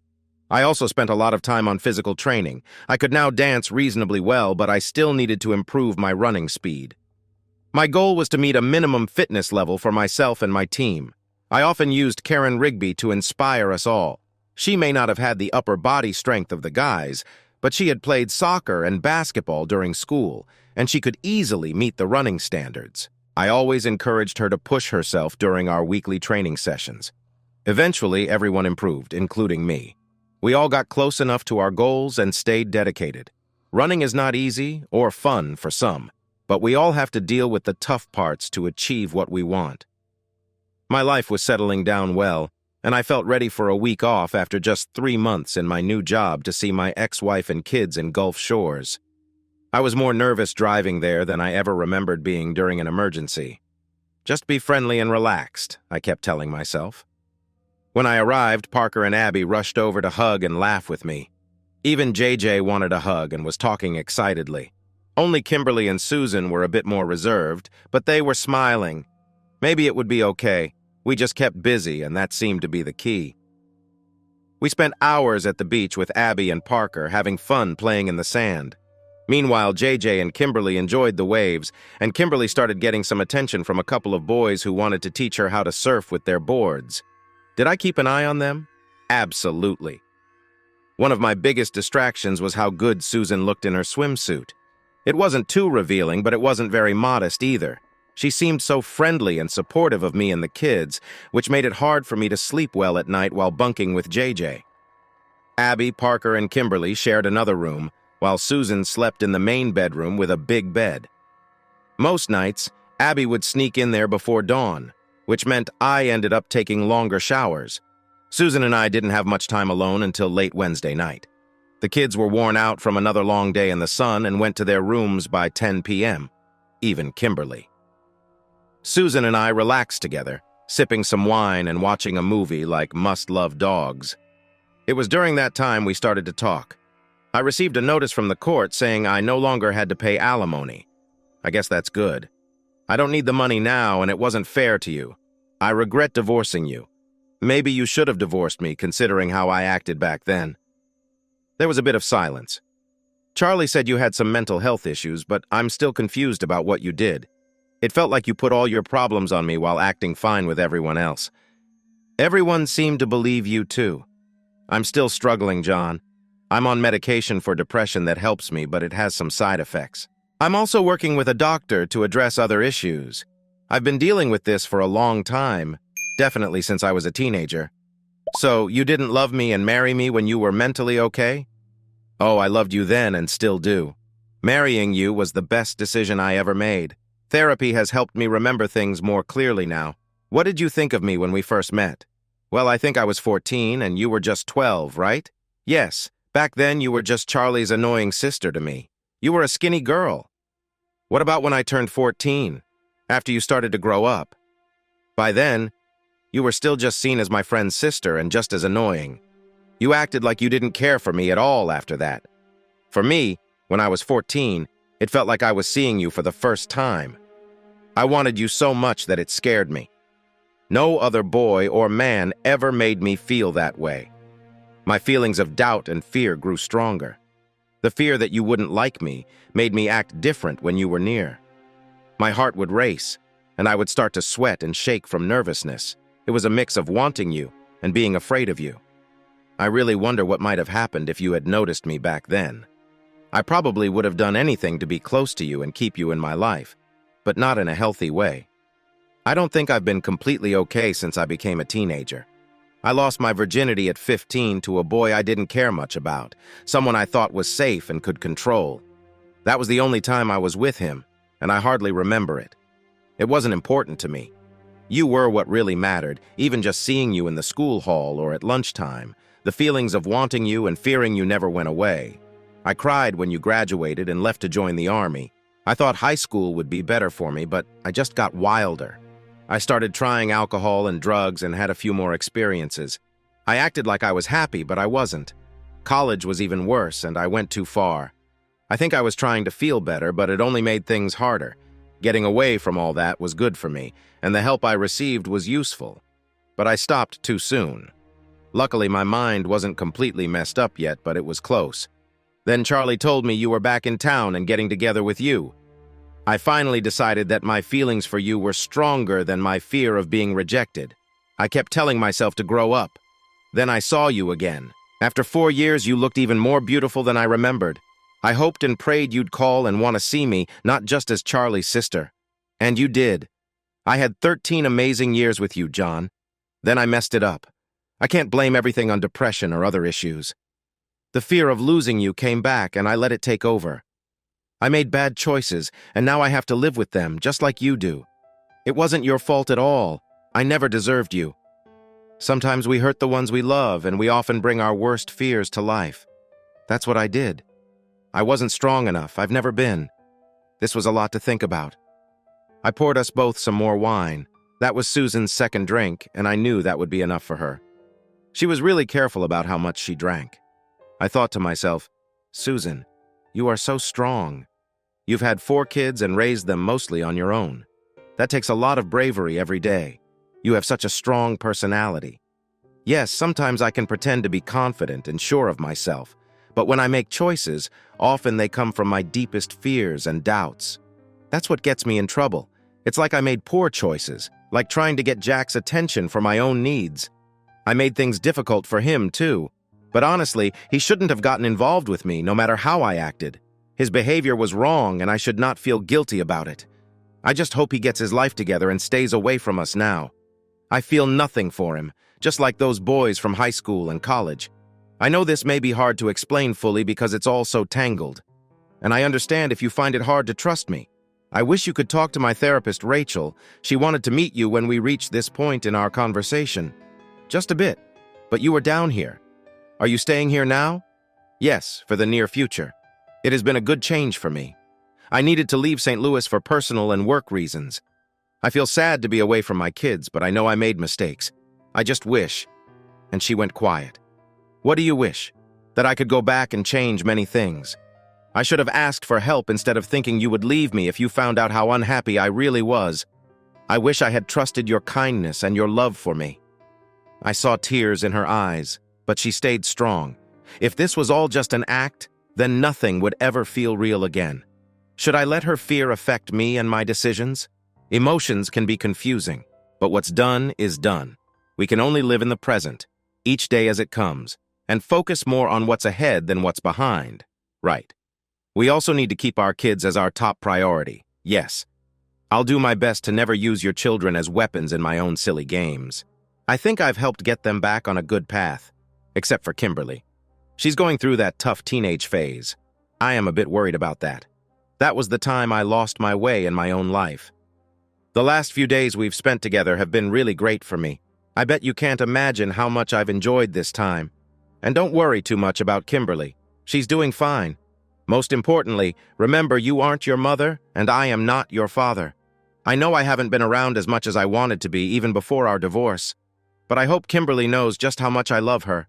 I always have and always will. I hope to spend more time with her over the next 6 weeks. After a moment of quiet thinking, Susan sighed. Can I sit next to you for a bit and watch TV? Would you put your arm around me like you used to? She asked, looking down. I felt tense but told myself to relax and said, okay. She moved close to me, resting her head on my shoulder, and I wrapped my arm around her. She felt both familiar and slightly distant now. I could still smell her scent, the same as it had always been for the 13 years we were together. We were close in many ways, but I realized I never truly had her thoughts, just as she never had mine. Each of us has our own ideas and feelings. The only one who might understand everything is God. I still felt attracted to her, which was confusing. Why did everything have to be so complicated? After a while, she leaned against me and I could feel her crying softly. I could only run my fingers through her hair and hold her close. Eventually, she calmed down and I could tell she was falling asleep. My own worries started to fade as I focused on the moment. Before I knew it, I drifted off to sleep too. For the first time in over a year, I had a peaceful sleep without any dreams. The next morning, I woke up and found myself still on the couch. I was lying on my back with Susan half on me, her head resting on my chest and one of her legs draped over mine. We were both in comfortable sweatpants. Abby was shaking Susan awake, excited for breakfast and a fun day at the beach. Abby didn't see my morning surprise, but Susan did and smiled at me. If Abby and the kids hadn't been around, I might have acted differently. I kissed Susan gently on the forehead and played with Abby's hair as we got untangled, and I went to take a shower. I took a longer shower than usual, trying to sort through my feelings and figure out what was best for all of us. One day at a time. Things were looking up from here. Things felt more relaxed, and there were more smiles and laughter in the house. The kids seemed to have figured out that their mom and dad had spent the night together again, even if it was just on the couch. That was a good thing. It felt normal. That night, Susan and I found ourselves alone in the living room again because the kids went to bed earlier than usual. We were watching TV. I was sipping on a beer while Susan had a Diet Coke. She sat down on the couch next to me, and it felt like I could read her thoughts. She seemed a bit bold again, but she hesitated as she sat right next to me. I lifted my arm and placed it on the back of the couch, and then she moved closer to me. I looked down at her, and she had this big smile on her face that made me want to laugh. It felt like she was thinking hard. She wanted to say something, but I decided to wait. I could feel her heart beating quickly. Eventually, I said, "Honey, could we finish watching this in the bedroom? I don't mind sleeping on the couch with you, but there's a nice big bed in there if you want to share." I noticed she had been rubbing her neck a lot this morning. She was right. I had woken up with a sore neck from sleeping on the couch and not moving much.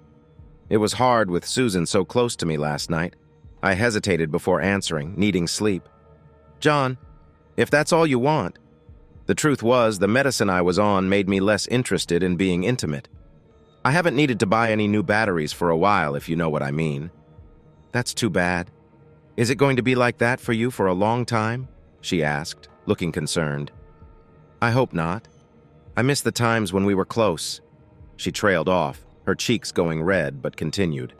"The doctor believes that with some adjustments, I can get back to my old self, but I know it's more complicated for women. Rachel says there's no magic pill like there is for guys. And love is still the best thing for us in the long run? I felt so relaxed lying in your arms last night, but I worry about you since I know how important that is for men," she added. "I feel like I'm not meeting your needs as a woman. Do you even want me now? Just think about yourself right now. Your mental health matters the most for the kids and for me too. Let's go to your room and you can get some rest. I'll be okay." But would I be okay?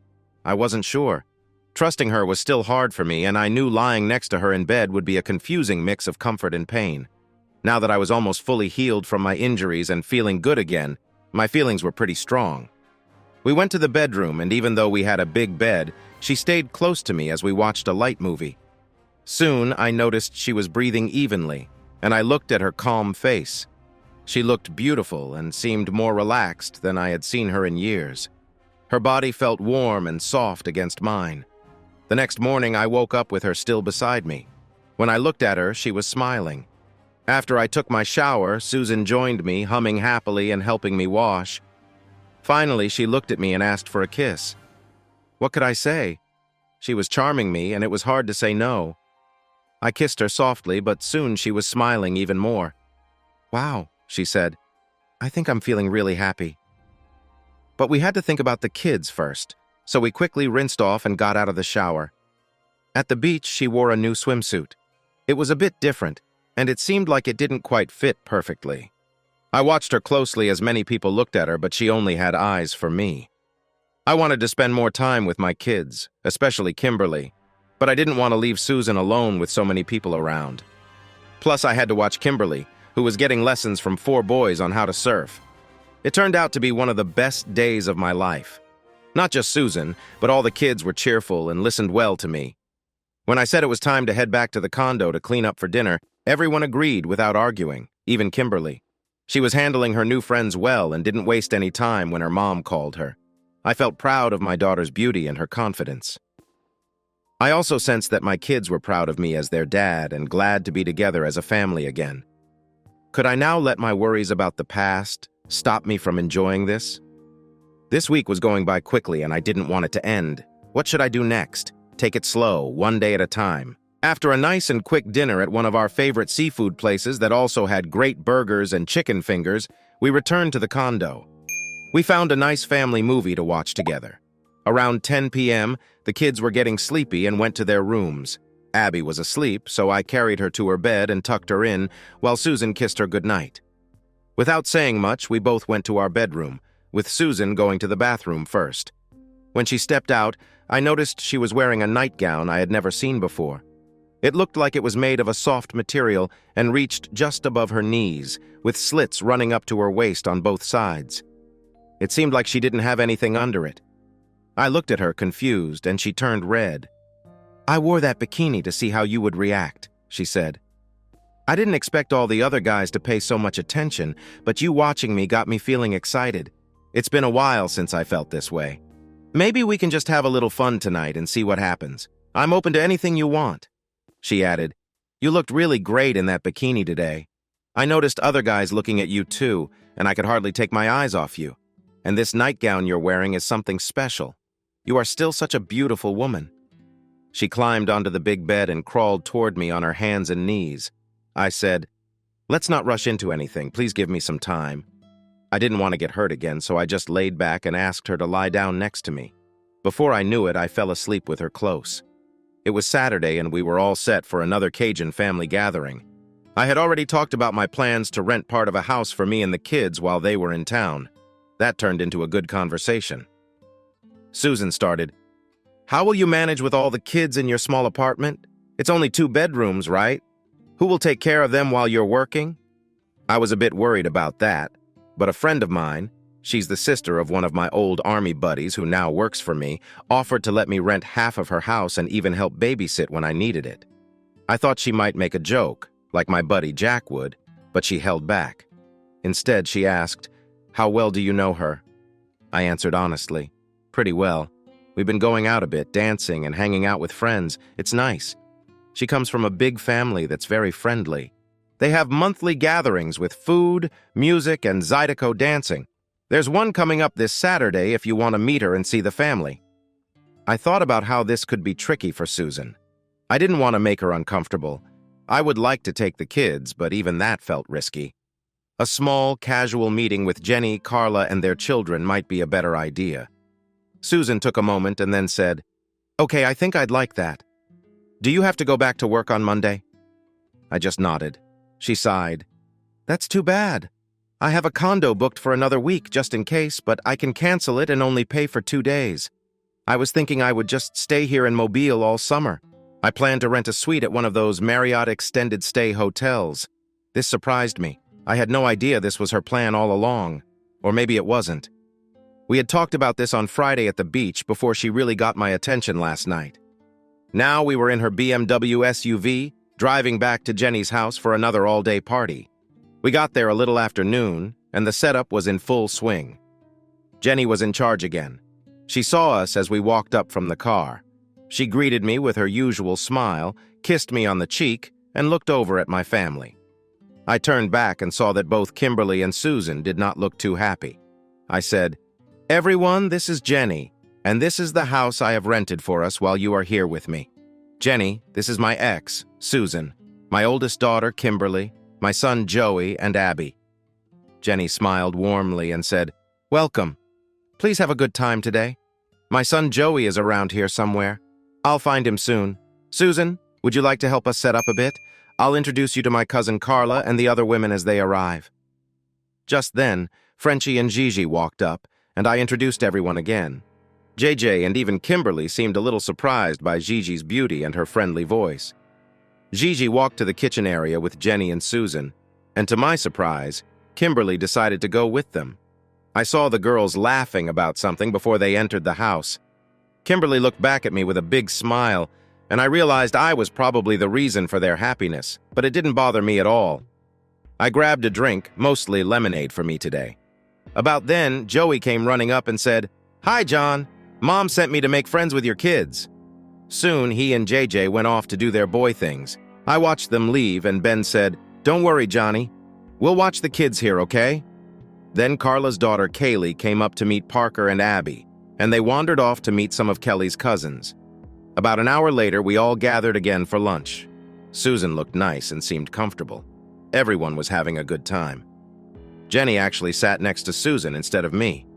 It was like the women were on one side of the long table and the men were on the other, but Abby wanted to sit next to me.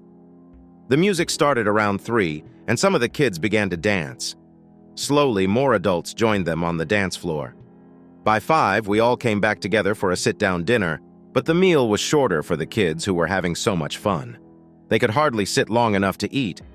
Kimberly spent time with some of her younger teen cousins and was having a good time. One of the girls showed her a simple dance move, and she ended up dancing with a few teen boys, too.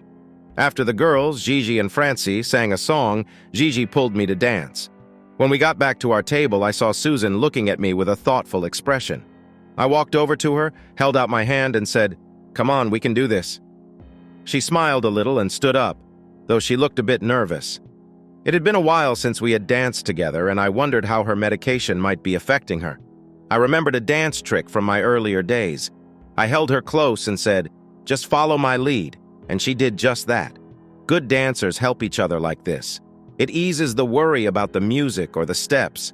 Just focus on moving with your partner. And that's exactly what she did.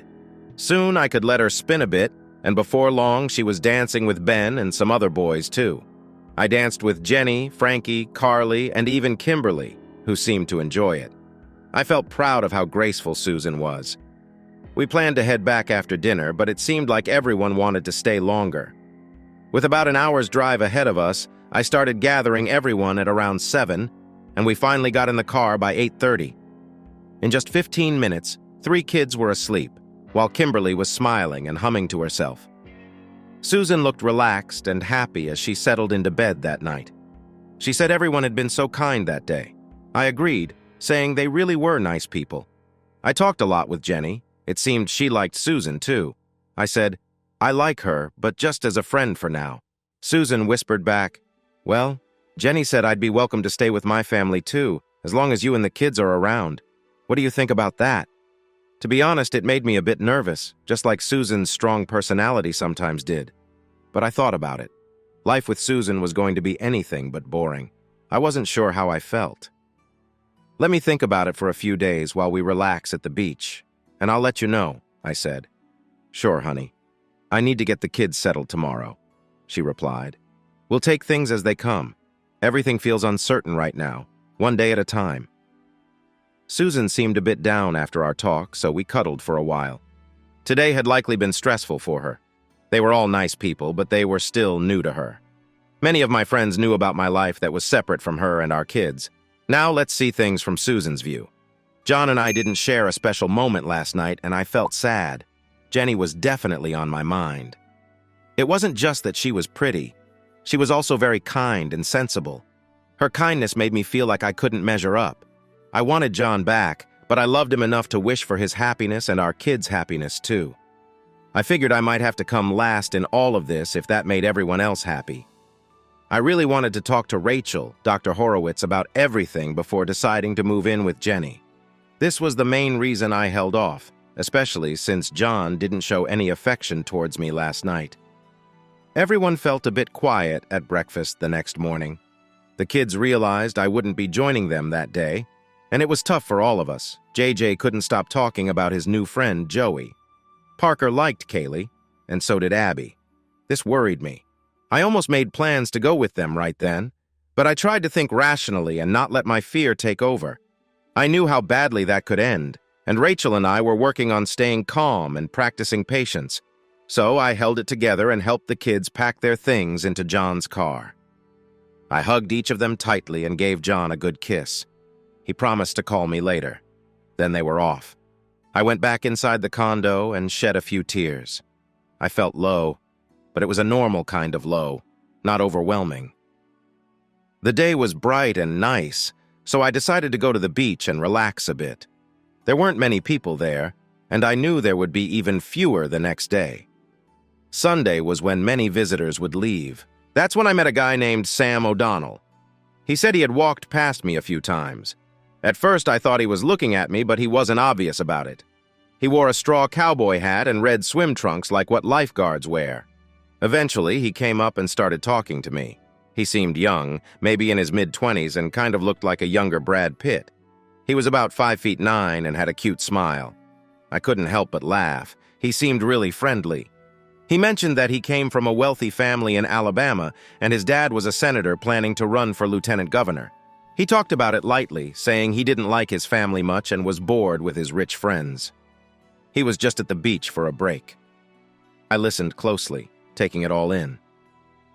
I met him for dinner that night at the new seafood restaurant we all liked. The meal was nice, and it felt good not to eat alone. I had one glass of wine, then I went back to my condo. I watched a little TV while waiting for John to call. He called around 9 and said everything went well. He mentioned he was tired after taking care of 4 kids by himself. Luckily, Kimberly helped out a lot, and JJ had Joey to play with, while Parker had Kaylee. It all worked out. John ordered pizza for everyone, which was great because Jenny and Carlo were worn out from the party they had the day before. We had a nice chat, ending with wishes for a good day at the beach and a good day at work. There was still nothing certain planned. The next day, I talked to Rachel for about 15 minutes. We set up a meeting for an hour tomorrow at 10 a.m. I knew I had to figure something out tomorrow, either move into Jenny's or get a longer stay somewhere. I went back to the beach around 1 p.m., and soon Sam came over to chat again. He was funny and easy to be around. He had many amusing stories about his friends and family. They were not always kind stories, but he told them in a way that made me laugh. I hadn't laughed like that in a long time. We met for dinner again around 7 at a little place he picked. I let him come to get me at the condo. It felt like he was a good friend. The restaurant was calm and the food was really good. I had 2 glasses of wine during dinner, and then Sam ordered dessert that we shared, along with a glass of brandy for both of us. I probably shouldn't have had the brandy, but I felt relaxed after a day in the sun, so I enjoyed it. After that, Sam showed me something and asked if I minded if he tried it. I said no without really thinking. He then offered me one with a smile. I was already feeling a bit tipsy from the wine and brandy, so I just smiled back and took it without a second thought. Looking back, that wasn't the best choice. As we were leaving the restaurant, Sam touched me, and I suddenly felt excited and alive, just like I hadn't in a while. We were getting close when I told him I wanted to go home, but he insisted we stay a little longer, and that surprised me. He was more demanding than I expected. After that moment, he drove me home, then watched as I stumbled to my condo. As soon as I unlocked the door, he was right there behind me. He pushed me inside and then came at me aggressively. I couldn't resist because of what the drug had done to me, but I still didn't like what was happening and worried about how it would affect my life with John. When he finally left, I was left crumpled on the floor. I thought about calling the police, but I knew that would be like telling John I had willingly spent time with a stranger, gotten drunk, taken drugs, and then faced harm. He wouldn't believe me. The police wouldn't either. I really needed help, and the only person I could think of was Rachel. After a long, hot shower, I took some pain relievers and crawled into bed, crying. I cried myself to sleep and woke up feeling awful. My head hurt, my body ached, and I felt the effects of the drugs, like happiness was lost to me forever. As one person said, "Oh no." I hoped I wouldn't have to go to rehab again. I called Rachel on her emergency number, and she answered right away. "Susan, what's wrong?" I started crying again and tried to explain everything. Eventually, I told her most of it. She said, "Oh, honey, I'm so sorry this happened to you. You need to go to the emergency room right away and get checked out. Please take a taxi. Have the doctor at the ER call me as soon as you arrive. Once I speak to him, we can figure things out together. I don't think you will need rehab, but this is a setback and we both know it. Have you talked to John much while you were there?" That made me cry again, but I managed to say, "Yes, things were going well until this. I wanted to talk to her about it sooner." "Okay, Susan, can you give me his phone number? I might want to talk to him." I shared the number with her. She insisted I call a taxi right away and not trying to drive myself. "If you can't get a taxi, just call 911 for an ambulance," she urged. So, I did just that. In 1873, 10 years after the Battle of Gettysburg, Congress decided to make a painting of that important moment in the Civil War to hang in the foyer of the Capitol building. It was to be a big painting, 6 feet by 10 feet, showing the strength and victory of the Union over the Confederates. The artist chosen for this was a nephew of a senator from Maryland, and he was a decent painter starting to make a name for himself. Jonathan Winstead spent the next 2 years on this project. He visited the battlefield and spoke to many people who had witnessed the event. The battle itself lasted 3 days and involved almost 200,000 soldiers, with about 46,000 casualties on both sides, including those killed, wounded, or captured. It had the most casualties of any single battle in the entire war. Jonathan met many of the officers who had survived on both sides of the battle. He made sketches of them for a painting he was creating. He also spoke with the families of some men who had been killed. He copied old portraits and even a few photographs of those officers who had not been in combat. After much hard work, he finished a beautiful painting. It showed the end of Pickett's charge, a key moment for the Confederacy. A small group of Confederate soldiers broke through the Union line at Cemetery Ridge just before Union reinforcements arrived and pushed them back. Pickett's division lost many men, far more than the usual number for any battle. The term decimated means losing 1 out of every 10 soldiers, a punishment for troops that ran away during a fight. The painting accurately showed how many soldiers were lost in the battle. On average, losing armies typically lost about 10% of their forces.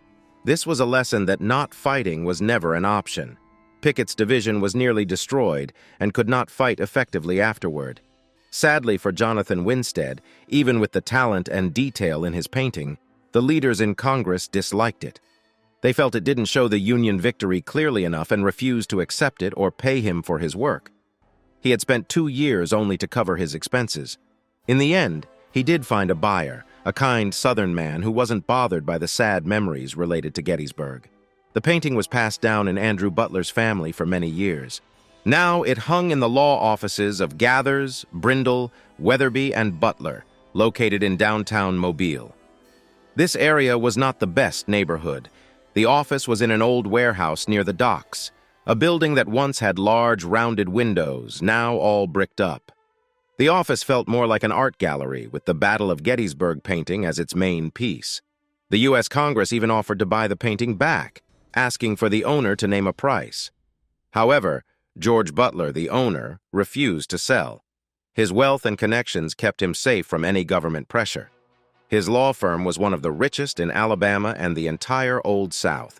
He had lawyers licensed in Texas, Louisiana, Mississippi, Florida, as well as Alabama and Washington, D.C. His firm worked on Southern federal spending issues, including projects like Lytton Shipbuilding in Pascagoula, Mississippi. Art Heist.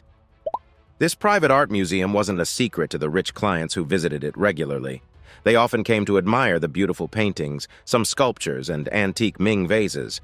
However, it wasn't advertised to the public, and most people wouldn't know what lay behind the plain red brick walls. The building had security cameras at all 4 corners and only 2 entrances, a main door at the front and a larger loading door at the back. Both doors were made of steel and had strong frames. At night, 2 armed guards were inside, while 2 cars patrolled outside. The art inside was worth an astonishing $80 million, making the extra security seem necessary. During the day, only 1 guard was on duty, but each partner in the business was allowed to carry a gun, kept in their desks. They all knew how to handle firearms, having learned from years of hunting. This likely led to a bold plan for a daytime robbery.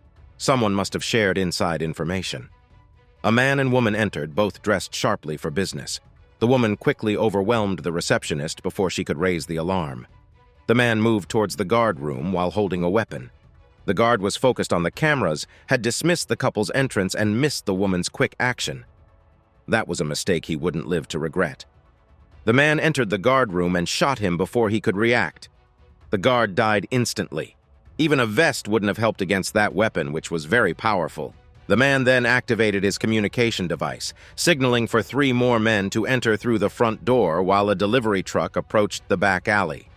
The plan was to quietly gather everyone into a conference room, take away their cell phones, and lock them inside while they loaded selected art pieces into the truck. The main target was a valuable item, but the inside information was not complete. George Butler was present that day as the only partner in the office, monitoring the security cameras with his small tablet, which switched between views every 2 seconds. He saw the receptionist being helped inside by a big man, and he quickly pressed his alarm button and called 911 from his phone. After noticing 3 big men and a woman enter, all carrying guns, he wisely chose not to bring out his own weapon. Instead, he described what he saw to the 9 men from the police.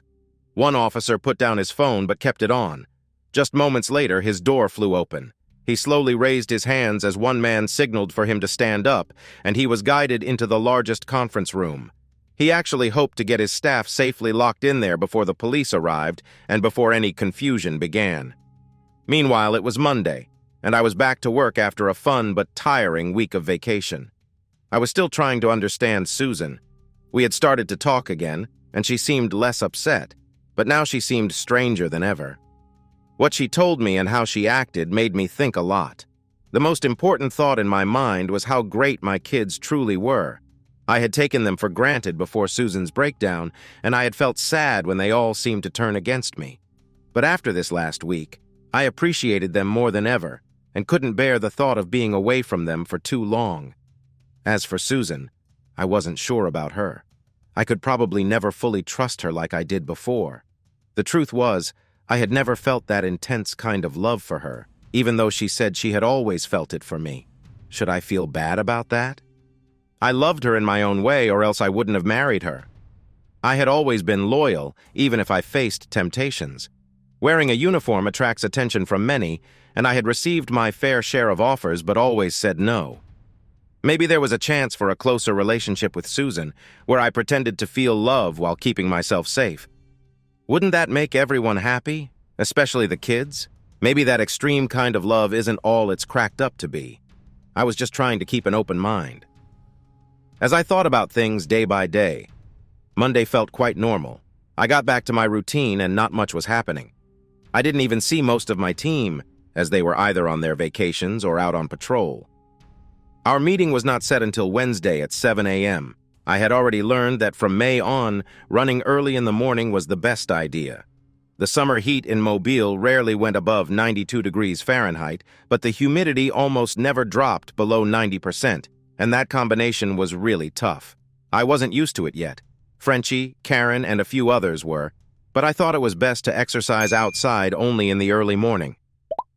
That night, I went home a bit early because I wanted to see how the kids were doing.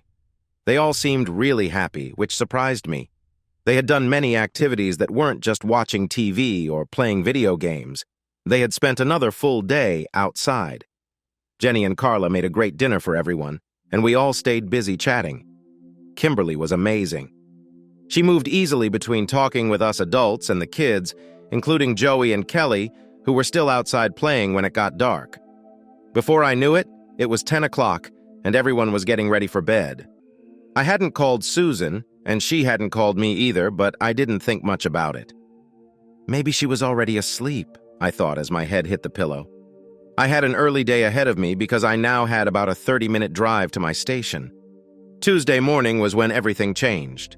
Frenchie and Jill Renee were in the squad room with me, working on important paperwork and staying on call. Then we got a 911 call from a private security company called Silent Alarm. The 3 of us headed out in the T-Mobile command center. I called all our other team members who weren't busy to meet us a block over from the law office. There was a report of a robbery in progress. On the way over, I heard the call. Shots fired, officer down, and paramedics were on their way. I felt a chill. That's not something any officer wants to hear. I felt even worse knowing Karen Rigby was already there. I was pretty sure she was patrolling that area and was one of the first to respond to the call, but I hadn't spoken to her yet. When we arrived and parked, I asked Joe to gather everyone else while Frenchie and I walked over to check the scene. It seemed quiet, with many flashing lights. Patrol cars were there, but no officers had gone inside yet. I hoped the front door was open, but we could see the interior door beyond. The reception area was closed. I asked the uniformed sergeant if anyone was missing and who made the shots fired call. As I feared, he replied that Karen Rigby and a new officer, Jim Bast, were first on the scene. Karen made the call from her radio and then went silent. I thought to myself that Karen might have rushed in instead of waiting for backup. Still, I believed she had a good reason for it. Now, I was the highest-ranking officer on the scene and usually wouldn't make the choice to go in alone, but I was really worried about Karen and the quietness around us. I used my special radio to call Joe. "How many officers are here?" I asked. "Just Alan, Fred, and me. We're all ready to go," he replied.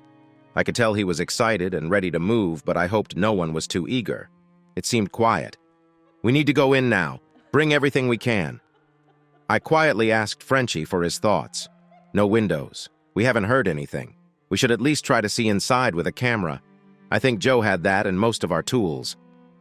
We carefully entered the reception area and slipped the camera under the door. 2 police officers were on the floor, blocking our view. "This is not good," I said. "We are going in strong, just like we practiced with 5 of us. Frenchie, what do you think?" "As long as I go in first, I'm good, boss." I wanted to lead, but that was not my role anymore. Frenchie was trained for that. He must have seen how eager I was. I wanted to go first, but he was right. "All right, I will go second, then Joe out, and Fred, remember your spots and stay calm. Just like a drill. We're ready when you are, Frenchie. Fred, you open the door." "Right." Fred would open the door and be the last one in. Frenchie crouched down with his rifle pointed down, safety off, and his finger ready on the guard. I was in the same position. He would check ahead and to the right. I would check to the left, right behind him. He would focus on what was ahead while Joe covered his right as we moved in behind Frenchie. It went as planned. The bad guys were already gone. Karen and Jim were badly hurt. It looked like they had been hit with machine gun bullets, and at least one had armor-piercing rounds, but they were both alive, at least for now. I felt like crying when I saw Karen and thought about what might happen if she survived. Yet I prayed she wouldn't die. I was getting angry, wondering what was going on. Why so much firepower for a lawyer's office? Homicide and robbery were now on my mind. I wanted to catch whoever had killed at least one person in this robbery, and possibly 2 police officers too. I kept my team close, ready to look out for anything in the next 2 hours. But it would depend on luck, since I didn't think these professionals would make any mistakes. George Butler kept saying sorry. He was sure he had warned the robbers about the cops coming, since he had his team flip the conference table and hide behind it. Once they were locked in that room, visible through the glass wall, 2 robbers had set up to ambush any first responders that arrived before they finished. Karen and Jim didn't have a chance, and I still didn't understand why they decided to go in before backup arrived. Butler also told us about the value of the items taken. They were worth at least $50 million to someone who wanted them. But this wasn't cash or gold or jewelry. Someone very rich wanted one or more of those paintings, and maybe another person found out and decided to sell the painting instead. Butler promised us he wasn't going to give up that Gettysburg painting, and everything left was still worth between $30 and $40 million. I didn't really dislike very rich people or their strange habits until their actions harmed others. Like now. After a couple of hours, I told everyone to go back to their regular jobs. I sent Joe back to the office, and Frenchie and I drove to the hospital in separate cars to check on Karen and her family, and probably her fiancé too. When my phone rang, it was a number from the St. Louis area I didn't recognize. "Hello? John Thornton?" a woman's voice asked. "Yes, that's me. Hi, this is Rachel Horowitz calling. I don't know if Susan mentioned me, but I'm her psychiatrist right now." "Oh, Dr. Rachel, yes, she talked about you." "Okay, this is hard for me because of patient privacy, but I have to make a judgment without actually meeting you. Susan always speaks highly of you." "Please, doctor. I have a lot happening right now at work, and I need you to get to the point." "Okay, Mr. Thornton, here it is. Susan had a rough night, but I want you to know she didn't think of it as a date. She only wanted to have dinner with a new friend she met at the beach. Some drugs were involved. She's really upset and was scared to tell the police because she thought you might find out and think badly of her. This morning I had to persuade her to get medical help, and I've talked to the doctor at the ER and spent a couple of hours with her. The ER has started a report about what happened, but Susan is still afraid to talk to the police. We both know the person might get away with it. Right now, Susan needs to be with her family and not alone. Is there anything you can do about it? I felt angry about all this, and the timing was terrible. I kept wondering, was Susan going back to her old ways? How could I trust what she said? Doctor, she can come stay with me and her kids right away. We already talked about it, but she has been hesitant. She wants to spend a few more days at the beach before deciding. You probably know how I feel. With everything we've been through, I have many questions swirling in my mind. I understand, Mr. Thornton. It would be good for Susan to be with her family, but please be gentle with her. She's feeling very shaken up and may need some medicine to help her relax for about a week.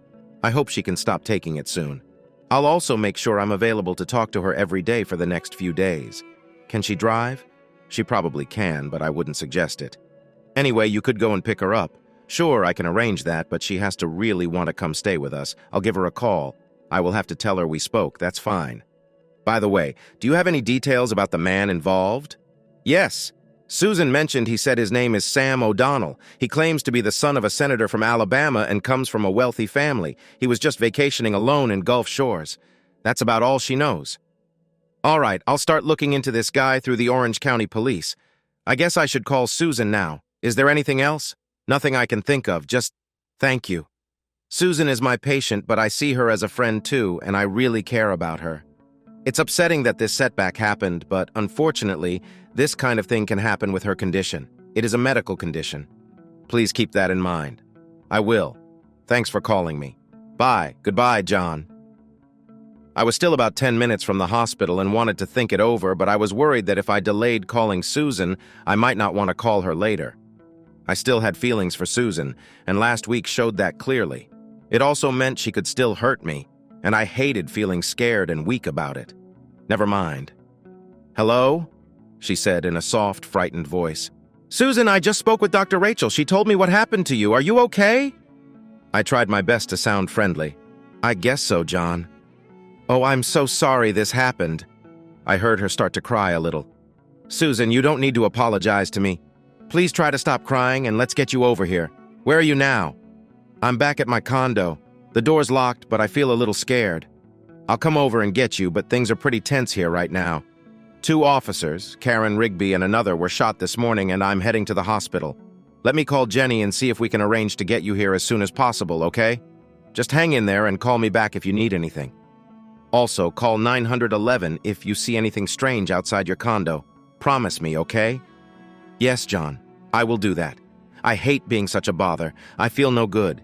You're good enough, Susan. You're a great mother to 4 wonderful kids. You are also good enough to be my wife. Don't forget that. All right, let me call Jenny and see what we can figure out. Just take care of yourself, okay? Bye, John. Thanks. Now I call Jenny. John, are you okay? Is Frenchie okay? It's all over the news. I realized I hadn't thought about how my call might worry her. I almost smiled. But this is always serious for police and their families. We're okay, Jenny. If you haven't heard, Karen Rigby and rookie officer Jim Best were shot this morning and are in the hospital. Frenchie and I are on our way there. The bad guys got away, but this was a special kind of robbery, not your usual gang stuff. Don't worry. But I was scared for a moment. Are your kids okay? What's going on? I need a favor, a big one. It's about Susan. She wants to move in with us, but she was attacked last night and is really shaken up. I need to get her over here. Oh no, that's terrible. Do you want me to pick her up? Yes, that would really help. If you could have someone come with you to drive her car back, that would be great, but it's not a must. I can manage that next weekend with Frenchie. Maybe Gigi can come too. Carla can watch all the kids. Usually we just load them all up and go, but Susan might need some quiet time or to talk with just me. I've been there once and know how hard it can be. John, I hate to hear that. I hope justice is served. It has been, Jenny. Maybe something good can come from this. If I can help Susan a little, that would mean a lot. And please don't blame the victim in this situation. Right, John? I heard a firm tone in her voice, so I made sure to respond the right way. Not at all, Jenny. Just keep me updated and let me know how she's doing. You know how much I care about you, right? I think so, John. But I also know how many lives you touch and help. Everything will be okay if we just take it one day at a time. Yeah, thanks again, Jenny. I can't tell you how much this means to me. Just let me know if there's any problem. Here is Susan's cell number. Please call her once you've sorted everything out. I really liked Jenny. She was not only beautiful, but also caring and sensible. She seemed strong, both physically and mentally. We just seemed to get along well, and neither of us seemed too eager to rush into things. Still, Susan was the mother of my kids. I felt attracted to her and wanted to protect her. Maybe she felt the same way about me. But I knew that many women, including Susan, were good at pretending to love someone. She had just shared with me how she had faked her feelings for Jack. I was definitely in a mode of being careful and checking things out with Susan. I planned to look into this Sam O'Donnell guy. Okay, maybe he was not a nice person. Next, I called Frenchie to get things moving before I went into the hospital. Hey, do you know anyone from the Orange County Police Department? Sure. My uncle has worked there for almost 20 years. What's up? This is a bit personal. I need some info. Not official, about a guy named Sam O'Donnell. I'm looking for anything about him that could be related to violence or wrongdoing. I think he might be the son of some Alabama state senator. Can you get that going quietly? I'll call him right before I go into the hospital. Thanks, Frenchie. I'll let you explain later.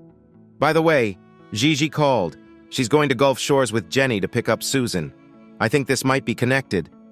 Yes, sadly. Don't worry. Whatever it is, we'll take care of it. See you soon. Jenny and Gigi will be praying for Karen and Jim and Susan the whole way there. Gigi wanted me to tell you that whenever I saw you. I couldn't help but think about how I had done nothing to deserve such kind friends. Maybe they were just wonderful people, and that kindness couldn't be earned. I thought of the time Susan left me and how much I felt I didn't deserve that pain. I had shown Susan love and loyalty for so long. So how could she hurt me like that? But last week, she had said she loved me since she was 14, a time when I hadn't earned her love. I needed to think this through, but I was almost at the surgery waiting room. I had to focus on Karen and Jim for now. When I got there, I saw many unfamiliar faces. Most were civilians, but I also spotted some police officers I recognized but couldn't name yet. My boss was there and told me that Karen was still in surgery, but Jim didn't survive. That explained the sad faces and crying around me. Jim was only 23, just starting his career. Later, as I learned more, I wondered if he had insisted on going in right away, even though Karen wanted to wait. She had gone in with him to help. What I knew about Karen felt mostly right, but I kept those thoughts to myself for now, maybe forever, unless Karen got better and we had to talk it all out. Right now, all I felt was worry and sadness. I had been to too many police funerals already in my short career.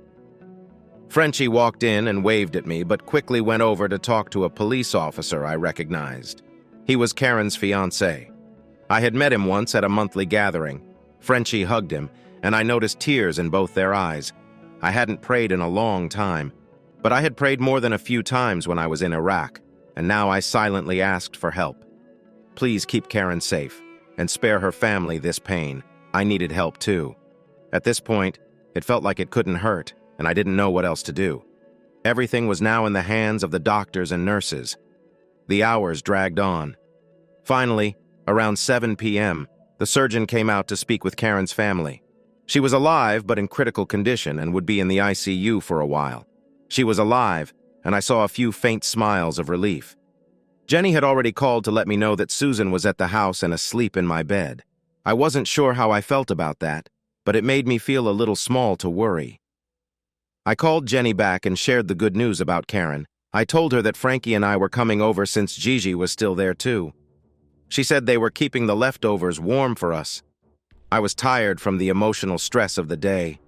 My adrenaline had kicked in when we thought we were walking into a dangerous situation, and worrying about Karen, Jim, and Susan didn't help.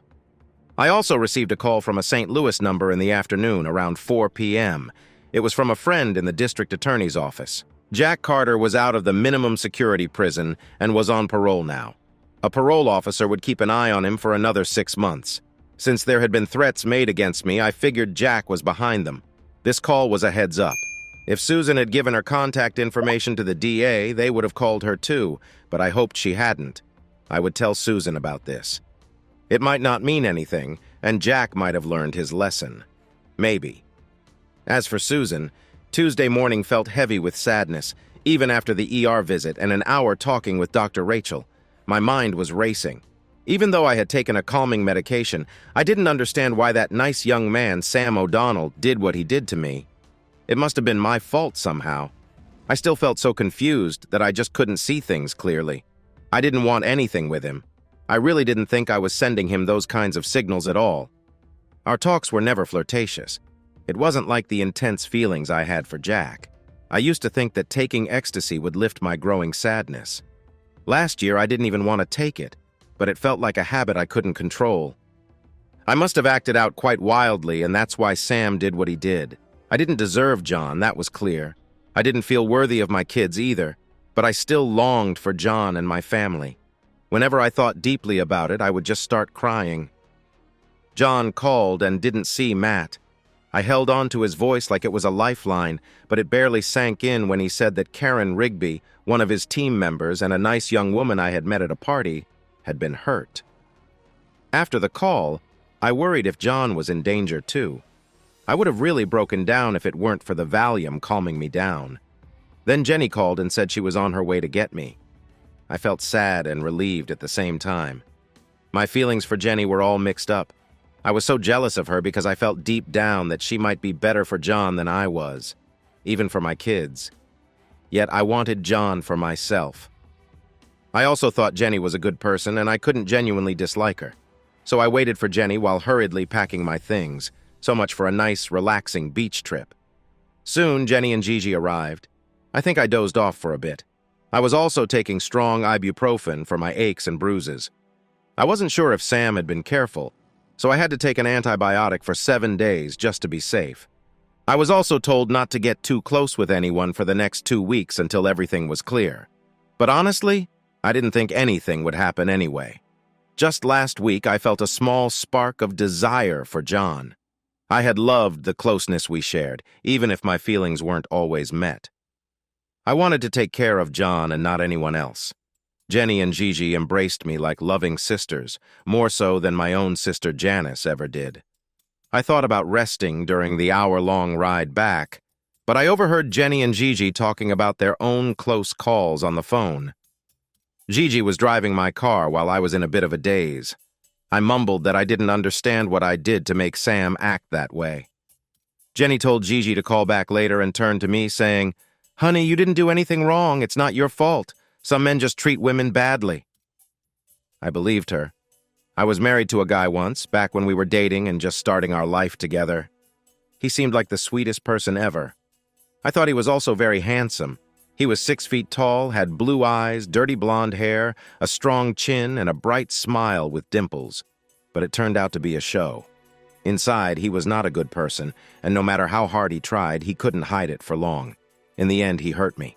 He attacked me more than once. If he hadn't just vanished from my life, I might have done something terrible to him. Frenchie figured it out after a while. What I really want is to get my marriage back with John.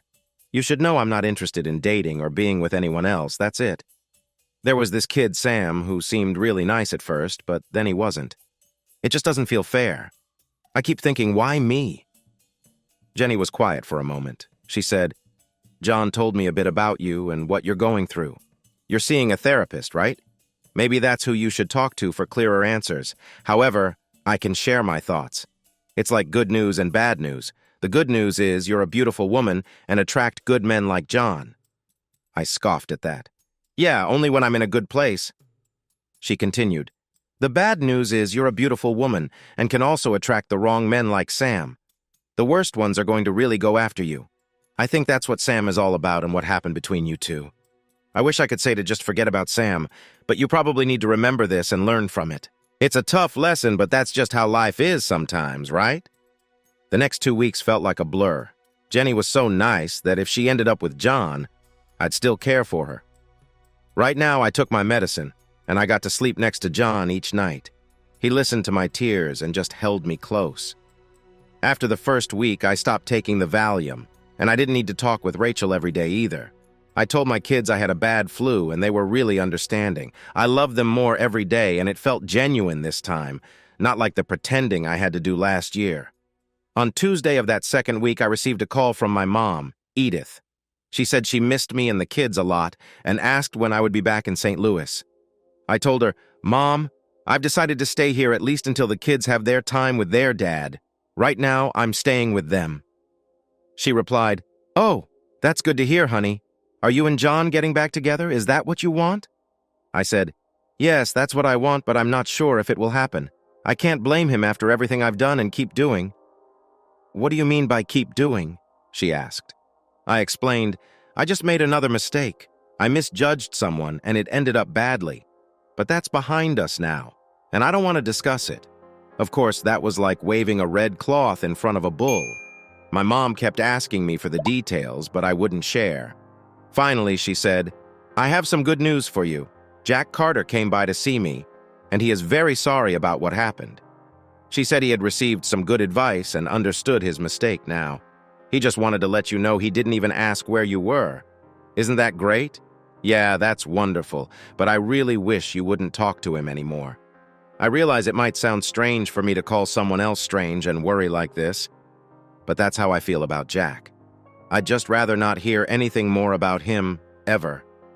Okay, honey, I understand. Just don't think about him. What Mom didn't tell me was that she had given Jack my new phone number. He managed to get it from her just to call her one time and apologize after I finally stopped needing any calming pills one Saturday night. All of us adults went out that night. Me, John, Frenchie, Gigi, and Jenny, while Carla had a date. Really? A couple of funny musician guys who happened to be twins. We had dinner at a Creole restaurant that had a pretty big dance floor and a nice Zydeco band. We danced a lot and laughed at the twins' funny acts. For the first time in almost 3 years, I was feeling normal, just happy. John had one beer, and I didn't drink any alcohol, just water and sweet tea. The next day was Sunday, and John, the kids, and I spent the whole day together. We rented a pontoon boat and cruised around Mobile Bay, stopping now and then so the kids could play in the water. The boat rental included a paddleboard, which was really fun, but harder to stay on and paddle than it looked. By the time we got home after another meal out, everyone felt pleasantly tired. Later that night, I woke up from a strong dream that took me back to my college days. I had just been dreaming about that moment when everything changed. I remembered being close with John so vividly that it woke me up. Dr. Rachel had said my body would eventually adjust to the medication and I would feel more like myself again, and I guess that day had come. Meanwhile, on a Monday, 2 weeks after that robbery at the law office, I received an unexpected call. I was in a good mood, so much so that I noticed people looking at me. What I wanted to ask them was beyond surprising. It was just part of our new normal bedtime routine. I held her, and she wasn't crying anymore, and we were both so tired from our fun day on the bay that we fell asleep quickly. She woke me up in the middle of the night in a really nice way, and afterward, I fell back asleep feeling good. I was in a good mood when George Butler called me. He wanted me to come to his office to talk about the robbery. I asked if I should bring the main detectives for homicide and robbery. He said no, just me for now. He mentioned it was also a personal matter and that he had some video and reports to discuss. "Is now a good time for you?" I asked. "Yes," he replied. "We'll be waiting for you." I found it interesting and wondered what the personal matter could be. The last couple of weeks had gone by quickly. Karen was still alive, which was a relief, and she had left the ICU after 8 days. She had lost her spleen, which almost took her life. She suffered from severe blood loss and shock. One of her lungs was punctured and her collarbone was broken. That collarbone injury was not life-threatening, but it would hurt the most and take time to heal. Someone from our team checked in on her every day. Her fiancé was with her every night. He seemed like a good guy, and I hoped things worked out for them. But police officers marrying other police officers can be tricky. Actually, marrying anyone in this job is risky. Still, maybe love could find a way. Susan and I were still sharing the same bed and room, but we had not been very close until last night. Susan had cried some nights during that first week, and I comforted her. But now she wasn't crying and was falling asleep faster every night, and I was too. Holding her was peaceful for me, but I found it hard to sleep until she did. The kids seemed to be doing well, happy that their mom was with them. I was also coming home every night at a good time. I was trying hard to keep my extra hours down and let my excellent team help more. Jenny told me Susan was really trying to stay normal for the kids, and she was doing a great job. Susan had taken Valium every day the first week, but Jenny thought she had mostly stopped that now. Abby still came to snuggle in our bed at night about half the time. Susan had been talking to Dr. Rachel every day that first week, but now it was just a scheduled hour on Tuesday and Thursday mornings. I had also spoken to Dr. Rachel a few times about Susan and how I was managing. The last time we talked, she mentioned she might attend a conference in New Orleans in about 3 weeks, and maybe we could all meet somewhere halfway for an afternoon. New Orleans was only a 2-hour drive from Mobile, and Biloxi or Gulfport was about halfway. They had some nice hotels and casinos there. After what happened last night, I found myself thinking about spending a night with Susan at a nice hotel. The news from the police in Orange County and Baldwin County about Gulf Shores was quite intriguing. Both police departments were worried about a man named Sam O'Donnell. Several women had complained about him, claiming that he had put them in uncomfortable situations. It looked like Sam had a pattern of bothering married women, but he had never been arrested. Most complaints ended up being stories with no clear proof. Many of the women dropped their claims quickly, and none decided to pursue them further. I was still trying to figure out how to deal with Sam. My friends Frenchie and Jenny had strong opinions about him, often joking about swamps and alligators. Jenny was completely sure that Susan was in the right. But as a police officer, I always felt unsure when only hearing one side of a story. My past with Susan made it hard for me to trust her completely. I felt somewhat relieved to learn about Sam's history because it matched what Susan had told me. He was beginning to look like a real threat. It only took about 15 minutes to drive from my office to Butler's, and I was welcomed right away. George introduced me to Kevin Sandberg, the head of security and investigations. I had already known that the guard who was killed that day was not just any guard, he was a former military employee. After some small talk, we got straight to the point. George spoke up first. He wanted his paintings back. He had put a lot of effort into finding out what had happened to them. The paintings were quite valuable, appealing to wealthy art collectors. George thought it was possible that someone wealthy might be interested in them, especially a collector focused on American art. However, he didn't believe an international collector was involved.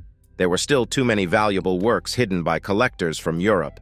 So he had asked Kevin and his team to focus on local individuals, particularly those from the South, who might have the money and interest to support this theft or know someone who could. "What do you know about the O'Donnell family in Alabama?" he asked me. I raised my eyebrows in surprise. I usually stay calm, but this caught me off guard. "You've heard the name before," I admitted. George suggested we go over the video recordings of the robbery again. I remembered that I had already seen them earlier that day. We replayed the 4 minutes of footage on the large TV in his office, which was stylishly covered by a valuable painting when not in use. The robbery itself only took 6 minutes, and the shooting of Karen and Jim happened in the last 30 seconds. If they had just waited 30 seconds longer, they might not have been shot, or maybe they still would have been, as the plane truck drove away with 10 paintings and all the people inside. One outside camera caught the truck turning the corner a block away. Moments later, 2 more police cars arrived with their lights flashing and sirens wailing. Wow, timing isn't everything in life, but it feels that way sometimes. George expressed his sympathy for Officer Best's death and Officer Rigby's serious injuries. He mentioned he couldn't change what happened, but he had made some plans to help both families financially. I heard some whispers about some private financial help coming. I was grateful for it, if it's true, and I understood why it should stay secret. There are many reasons for that. I thanked them for the support, but didn't say more. George and Kevin exchanged glances, and I felt like I had passed some kind of test. "Did you notice the weapons the robbers used?" Kevin asked. "Yes. They seem to use FNP-90S, which are fully automatic. They're tough guns meant to shoot through armor, like powerful .22s. I saw some special forces using them in Iraq. They aren't common in the US, only a few SWAT teams have them, and Houston's one of them. I mentioned that my team had quietly looked into things. It turns out a few Houston SWAT officers left town suddenly and under strange circumstances, and they took their P-90S with them. I showed them their pictures. To me, they looked like typical American SWAT officers. Let's check out some of the robbery footage frame by frame, Kevin suggested. He ran the video in another window while shrinking the mug shots. I think these two are the ones, Kevin said, using a laser pointer to highlight them. Everyone had on subtle disguises like fake beards, wigs, trick glasses, and even some makeup. Kevin continued, "We have some connections at Homeland Security, and we ran the best facial shots we gathered through their facial recognition system. These two Houston cops came up with a possible match, around 90% likely. We believe it's them and are working from that assumption." George added, "We thought they would leave the country with their stolen goods quickly, but our ongoing searches suggest they might still be somewhere around Mobile or southern Alabama. It's not that I doubt the capabilities of the mobile police or the Alabama State Department of Investigation, but we thought they could have been out of the country in a hurry. Kevin and his team have contacts worldwide." "Really worldwide," Kevin confirmed. "We may not be the biggest law firm in the country or even in the South, but we are still among the best. We mainly work with very wealthy people and large international companies. Because of free trade and globalization, we need to grow our security and investigation team. It's interesting, but what does this mean for me personally?"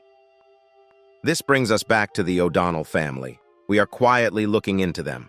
John Fitzpatrick has approached O'Donnell as a possible buyer for the painting of Gettysburg. I know he has wanted that painting for a long time. One of his ancestors was a Confederate captain who was clearly shown in the painting. John was once one of my close friends and has seen that painting many times, but we had a falling out over business, and my wife, actually my ex-wife, Mrs. Jafo, he was involved with her while we were married, and I suspect he took advantage of her. Why? Just to hurt me because I wouldn't sell him that painting. What can I say? I've been in a similar situation before. So I kept quiet. He continued talking, and we are listening to what he says, maybe in ways that wouldn't be allowed in court. Do you understand? Do you care? Not really. We're both part of the court system, and I'm sure you know what you're doing. That's like an unwritten rule. Don't get caught. We've heard your name along with a certain Susan Thornton, your wife or sister. My ex-wife, who is now living with me in Mobile. Anyway, do you know John's son, Sam O'Donnell?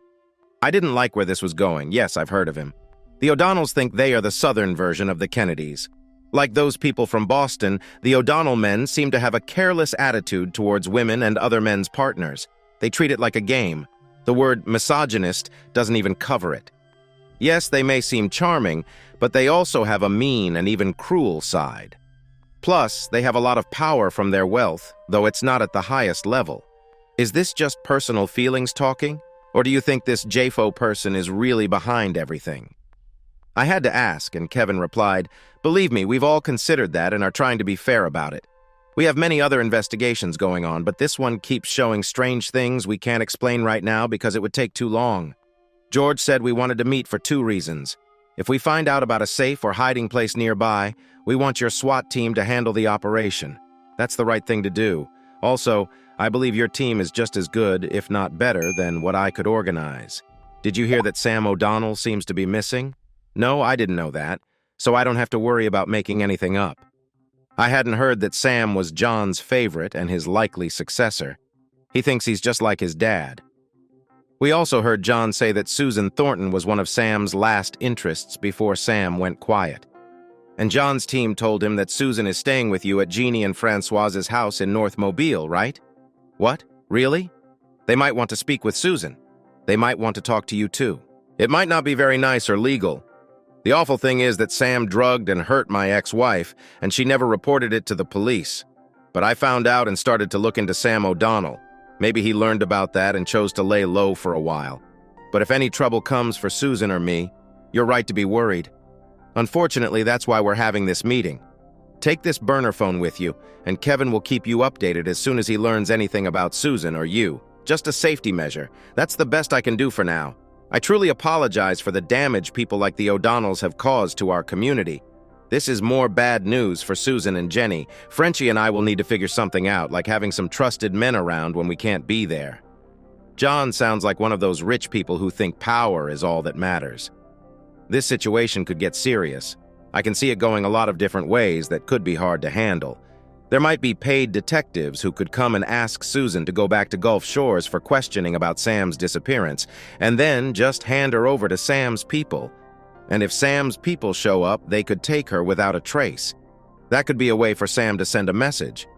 Maybe. I need to keep Butler on my side since his wealth might help balance out Sam's. But Butler seems to care about having some principles and a good reputation. He hasn't gotten even with Sam for taking his wife, or maybe he did get the better deal in that situation. He definitely wants his paintings back more than he wants his ex-wife. Or maybe Sam will just come back and all of this will be over. I told Frenchie everything I was thinking when he suddenly said, "Oops, oops." I asked him what he meant by that. He replied, "Johnny, I don't think Sam is going to show up anymore." "Why do you think that?" I asked, feeling a bit scared. He explained, "Last weekend, the guys and I were chatting while we were out catching frogs and having some drinks. We were talking about the whole situation with Jenny, and we decided to find Sam O'Donnell and have a word with him." I knew catching frogs was a way of saying they were doing something illegal, but there were so many alligators around that they were more of a hassle than a danger. Some people believed that reducing their numbers was wrong, but I thought it was okay since there were so many. I had also heard about Jenny's story. Her first husband was handsome but cruel. He hurt her and left her and their son all alone. It was sad but not too surprising.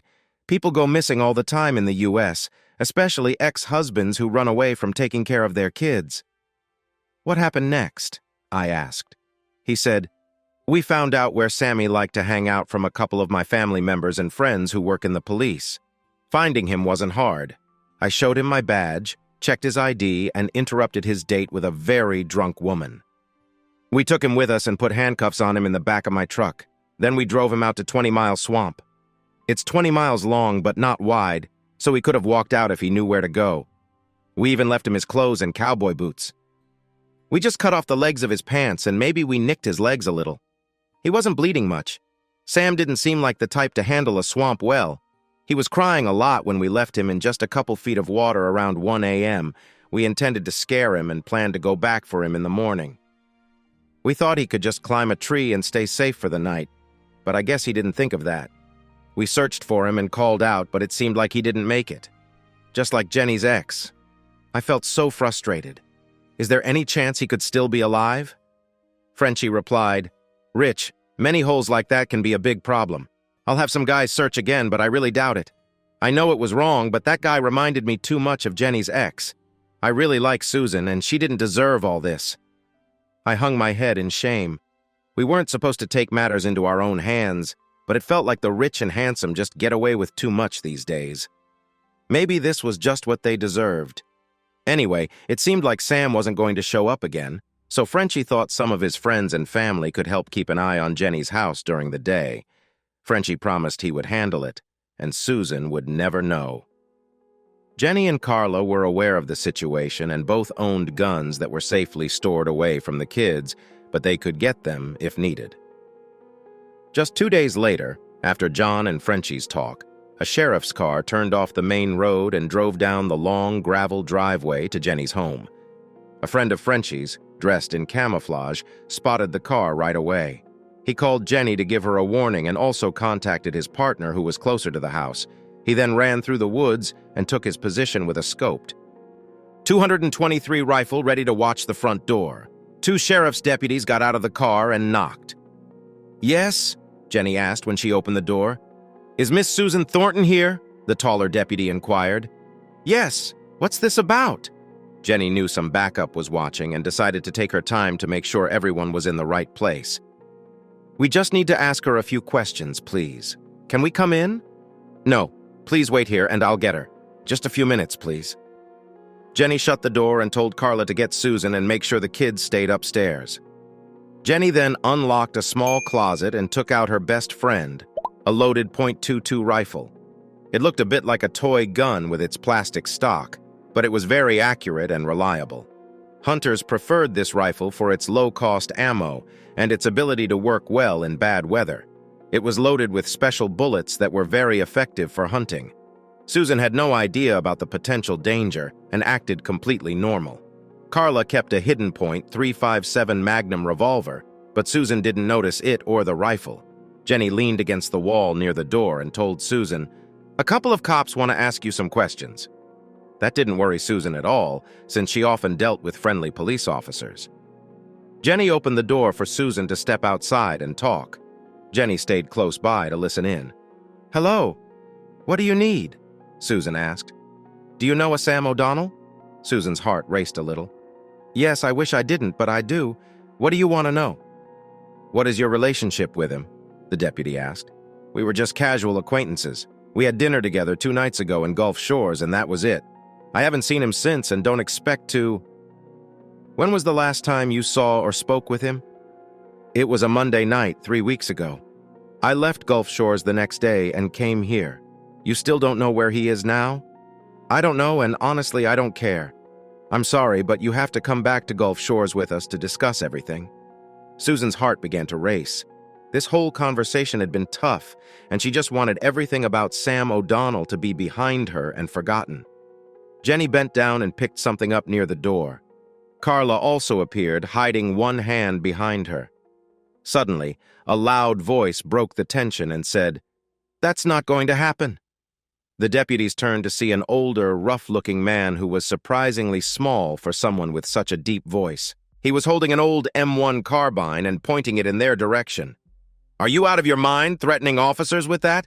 This thing never jams and can fire 15 shots in 5 seconds. Want to see?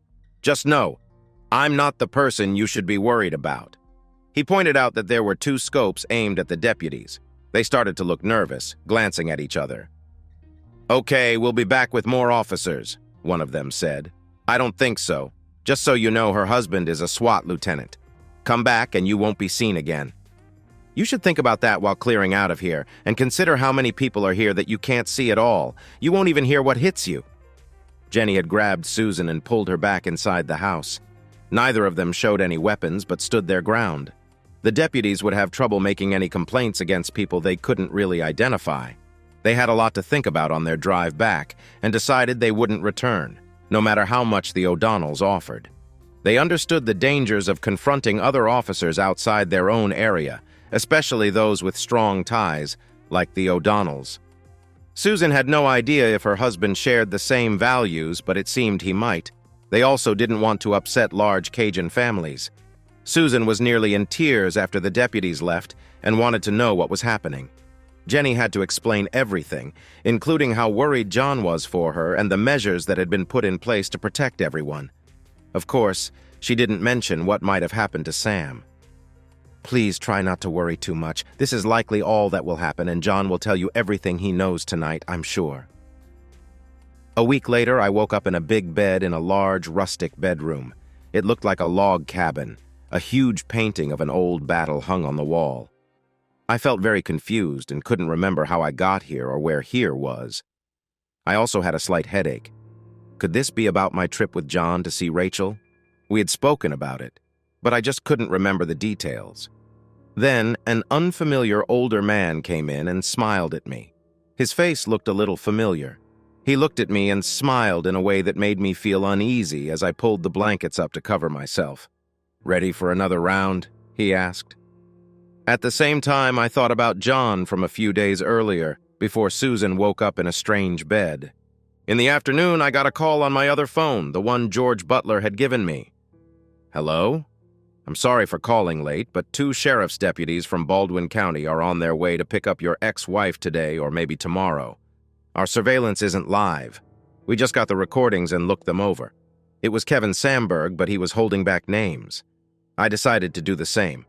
I guess everyone is a bit worried someone might be listening, except for the NSA, of course.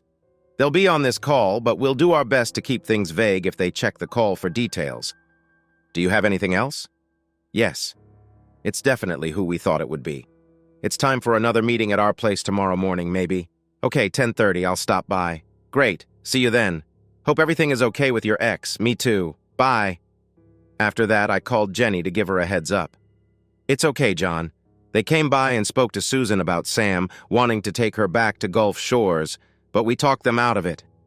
I don't think they will return, but Susan is really upset. You should tell her what's happening tonight." "Jenny, thank you for everything you've done. I feel bad that I put you and your family at risk. If you want us to move, just say the word and we will. I wouldn't blame you at all. Maybe we should. Nonsense, John. We both know this isn't Susan's fault, nor yours. Frenchie and his hot-headed friends are the ones causing trouble. If I thought Susan and the kids would be safer somewhere else, I'd say to move. But given who we're dealing with, I think this is the best place for everyone right now, especially with our friends looking out for us. I just don't know anymore. I wish I could make all this end. It's hard to worry about so many people I care about being in danger. I'm starting to understand how Susan and the others feel about our work and the risks involved. You should always keep that in mind, John. It's not easy for Susan or Gigi, or even for me, worrying about my brother and other friends on the force. And now please be careful, okay? I will, Jenny. Thanks again. Let me call Susan and talk to her for a bit. Hello, John. Are you okay? Susan spoke with concern in her voice. Hi, sweetie. I'm okay. How are you? I talked to Jenny, and she told me what happened. I'm confused, John. I never complained about anything. I don't know why those officers would want me back there, and honestly, I don't care. That little troublemaker is missing or something. It's all right. Things are a bit more complicated now than just what happened with Sam. There are other reasons at play, too. I'll explain everything tonight. For now, just try to relax and let Jenny and our friends help you. Please don't go anywhere alone with the police or anyone else, all right? Okay, John. I still love you. I know, Susan. I still love you, too, as the mother of our kids. Let's take it one day at a time. It matters to me that we are back to sharing a life. The day went by quietly, but I still felt a low level of stress about everything. I was glad to leave work on time. I couldn't wait to get home and see everyone was okay. The kids had watched the old man with a gun talking to the police from the window upstairs. They couldn't hear what was happening and didn't really understand. The adults didn't fill them in, so their imaginations ran wild. JJ, Joey, and Kimberly were all curious. That night, before bed, I explained a lot to Susan. There were two important things I couldn't tell her. Sam's fate, and that Sam's father might have been involved in the theft and murders, as well as why the police were interested in Susan. I just said there was someone connected to Sam who might want to know where he was now, and that some deputies could be bad cops. I reassured her that I wasn't blaming her for any of this. Sam and some other bad people were to blame, not her. You can't help being a beautiful woman who attracts attention, including mine, I reminded her, like I used to when we fell in love and got married. But even with my promises and feelings for Susan, I felt nervous about leaving her and the kids the next morning for work. Before I left, Jenny found a moment to reassure me that our friends were still watching over us. Susan noticed us talking and gave me a strange look, but I didn't want to add to her worries about the abduction. I didn't think her jealousy of Jenny would be a concern. I realize now that I'm just a simple guy, and I hoped my actions last night had shown Susan that I knew who I wanted to be with right now. That Wednesday morning, we had an early meeting for our SWAT team, where we would exercise and discuss our plans for the week. There was news about Karen Good as she kept getting better, but it also reminded us that we needed to stay alert and follow the rules in every situation. I didn't want anyone in my team trying to be a hero. I just wanted everyone to do their job. Then we all went off to our other tasks for the day. But first, I took Frenchie aside and said he should come with me. I had an important meeting, and he needed to be there too. At 10:35, we walked into the Butler Law offices and asked for Kevin Sandberg. They took us straight into their most private meeting room. This room was checked regularly for hidden devices. Kevin and George Butler walked in and looked at Frenchie. I introduced him. This is Frenchie Francois, my right-hand man. He knows everything and is also personally interested. They didn't look too pleased, but they had to trust me, just like I was figuring out how much to trust them. Frenchie had already saved my life a few times in Iraq, while these guys hadn't. I let that hang in the air. Nice to meet you, Frenchie. I'm George Butler, and this is Kevin Sandberg. Everyone shook hands politely.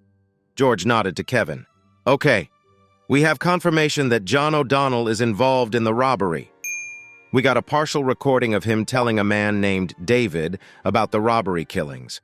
He wanted something from Gettysburg, but was told no one would get hurt. Not a guard, and definitely not two cops. He's also worried about his son, Sam, who is missing, and asked David if he found out anything about that. He claimed the deal was set, and he would only pay the already agreed amount of $5 million, Nothing more. He wouldn't pay the rest until he got the painting. "Where is it?" I thought, trying not to look at Frenchie. Silly guy. But he was my silly guy, and I was glad to have him. David told them the painting was safe for now, at the house by the bay. They could move it by truck or boat. My contact in robbery said the other guys seemed clueless, but there was still a reminder every morning to watch for anything strange concerning this big crime. We weren't taking any chances with bad luck messing things up, but the other guys were getting restless and wanted to move on. "Where do you want them to bring the painting, and is the cash ready?" they kept asking. The money was ready, and I wanted to make the exchange in southern Alabama. "Draw up the map and directions for them. Let's plan for the exchange this weekend. The cops should be busy enough with regular weekend chaos by then," John replied. Kevin added that it was surprising to hear John owned a piece of land in southern Alabama since his main home and offices were in Montgomery, the state capital. "We've been trying to find it, but it seems like it was taken and hidden really well. We will find it someday. But time is running out. Maybe J-Fo will help us find it himself. We plan to follow him with 4 teams of drivers starting Thursday. It all depends on how careful he is and how good his security team is. Plus, if he drives there instead of flying. If his estate is big enough, it might have a small airstrip for a helicopter. So, what's the plan if we find him and the painting together? What if it's not in our area? I'll need to call the local police. Honestly, what's the chance J-Fo will actually face any trouble, given his money and connections? Those are all good questions, John. The truth is, I just don't know right now. We'll have to wait to see if we find them together and where that might be. But remember, I have just as much money and probably even better connections than he does. If we catch him, he will pay. Maybe not with jail time, but it will cost him a lot of money and respect to stay out of trouble, and his career will be ruined. I can promise you that." Nothing much happened the rest of the day. I got home on time again, and everyone was in a good mood as usual. Even Susan seemed more relaxed and recovered quickly from what happened to her. I was starting to think my kids would never want to leave this place and all their new friends. It was almost surprising how many people were living together in one house with so few arguments.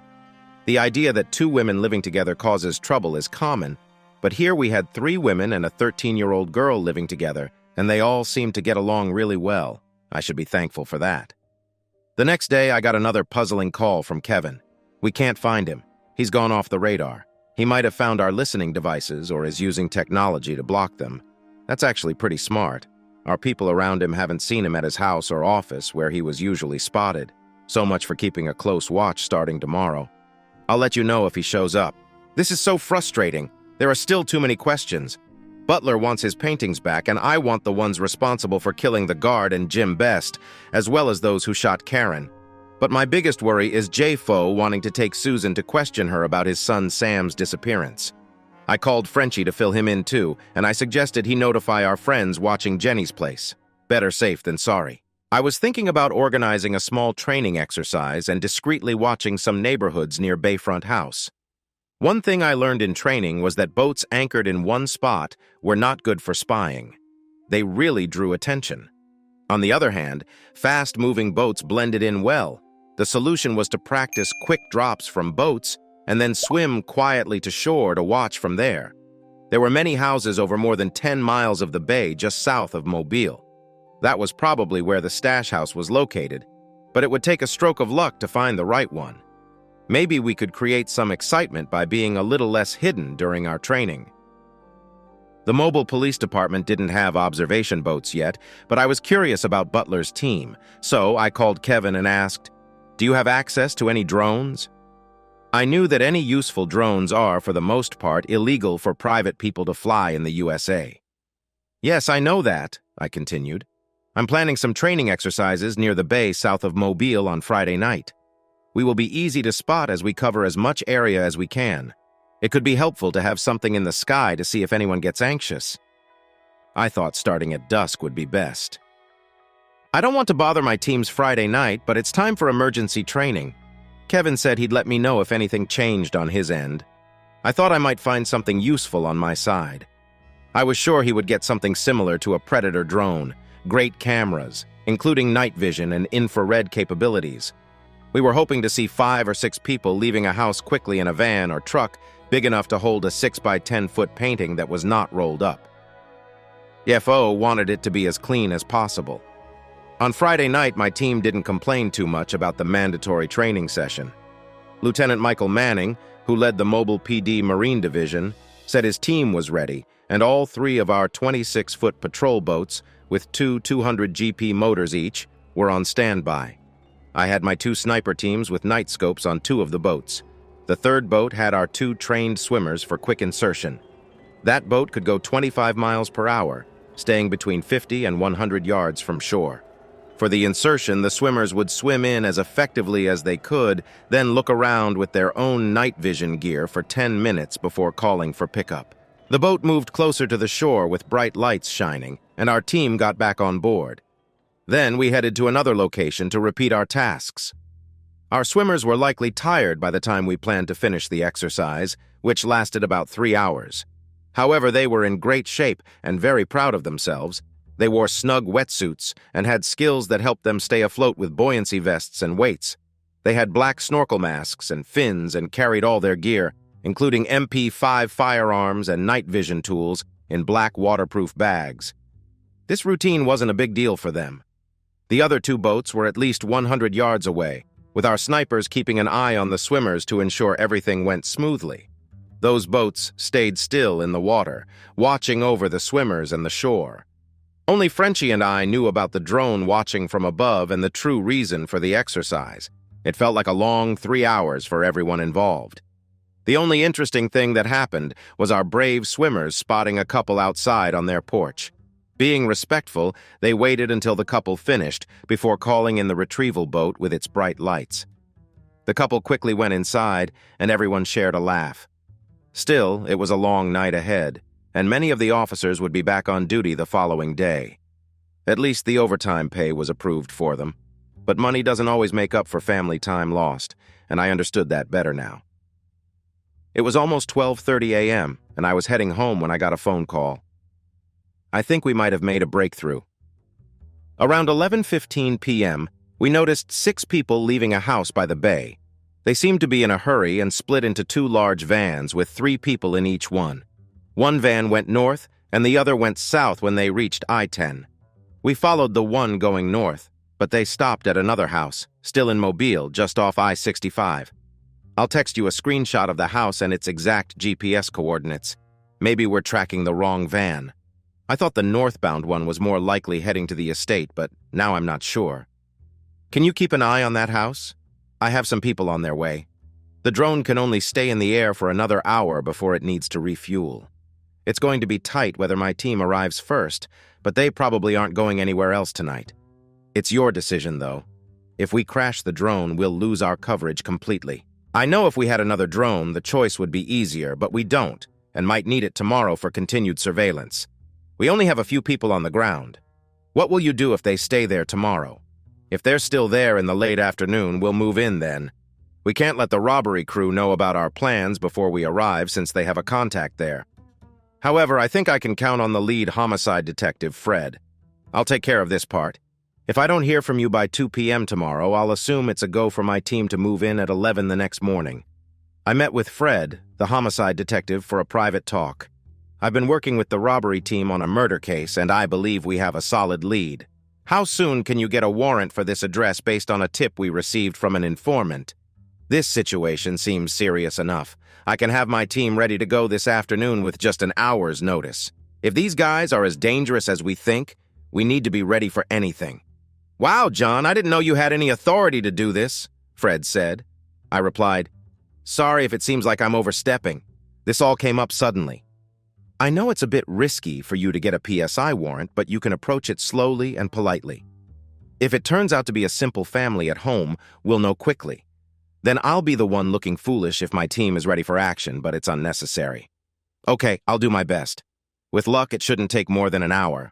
I'll let you know when I have the warrant, Fred said. Thanks, Fred. Even if this lead is wrong, I owe you a big favor, I replied. Oh, and keep this information to yourself until we're all on site, he said. Got it. I hope this works out, I said. Fred called me at 12:30 to say he had the warrant. He and his partner were going to serve it with a couple of officers at 3 p.m. That was perfect timing, and I relayed the call to my team by 1:30. But then Kevin called to say the suspects had already left by 3. We were ready, with 2 of my team members in uniform watching the back and sides.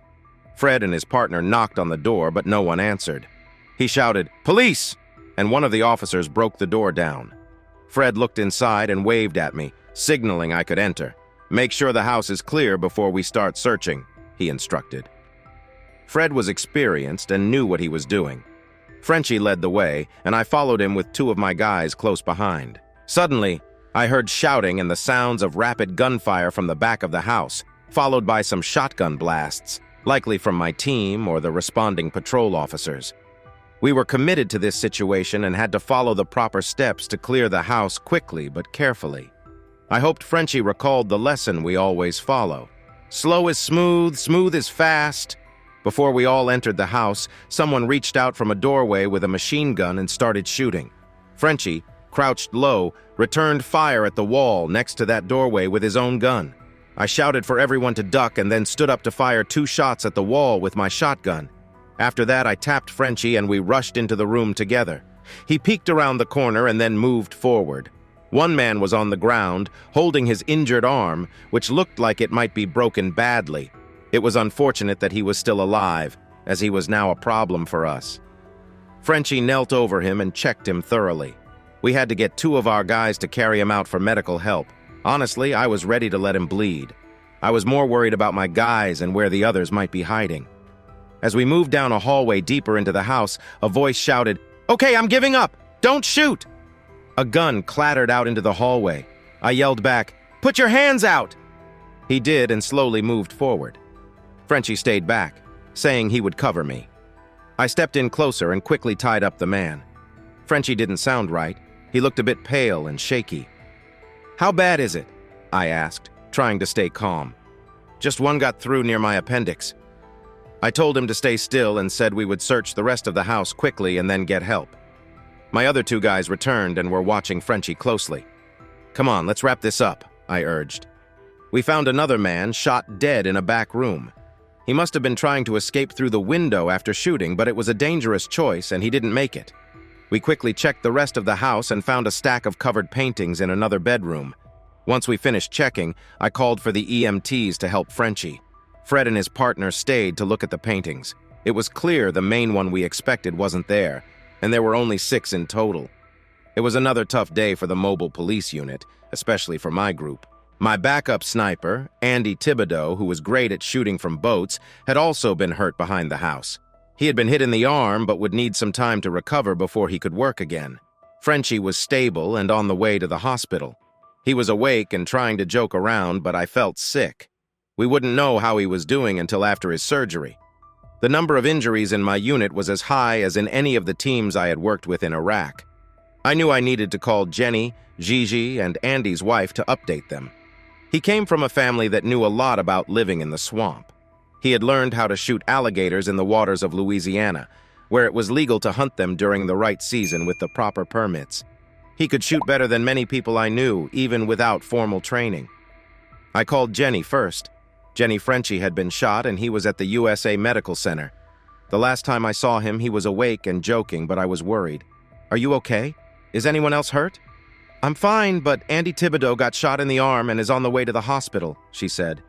Frenchie took a hit to his torso. "I need to call Gigi. Is Susan with you?" "Yes, hold on." I heard Jenny calling for Susan and telling her that Frenchie got shot. "John, are you all right?" Susan asked. "I'm okay. I think Frenchie will be too, but you might need to watch the kids if Jenny wants to go to the hospital." "Sure, I'll help. I can take care of the kids. I owe Jenny so much." "Thanks. Just let the kids know I'm fine, but I might be late tonight." I needed to call Gigi now, but when I did, it went straight to voicemail. I didn't like leaving messages, so I called Jenny again. "Can you please let Gigi know? I keep getting voicemail." "I've already called her and left a message. I'm on my way to the hospital with Carla, and Susan is watching the kids."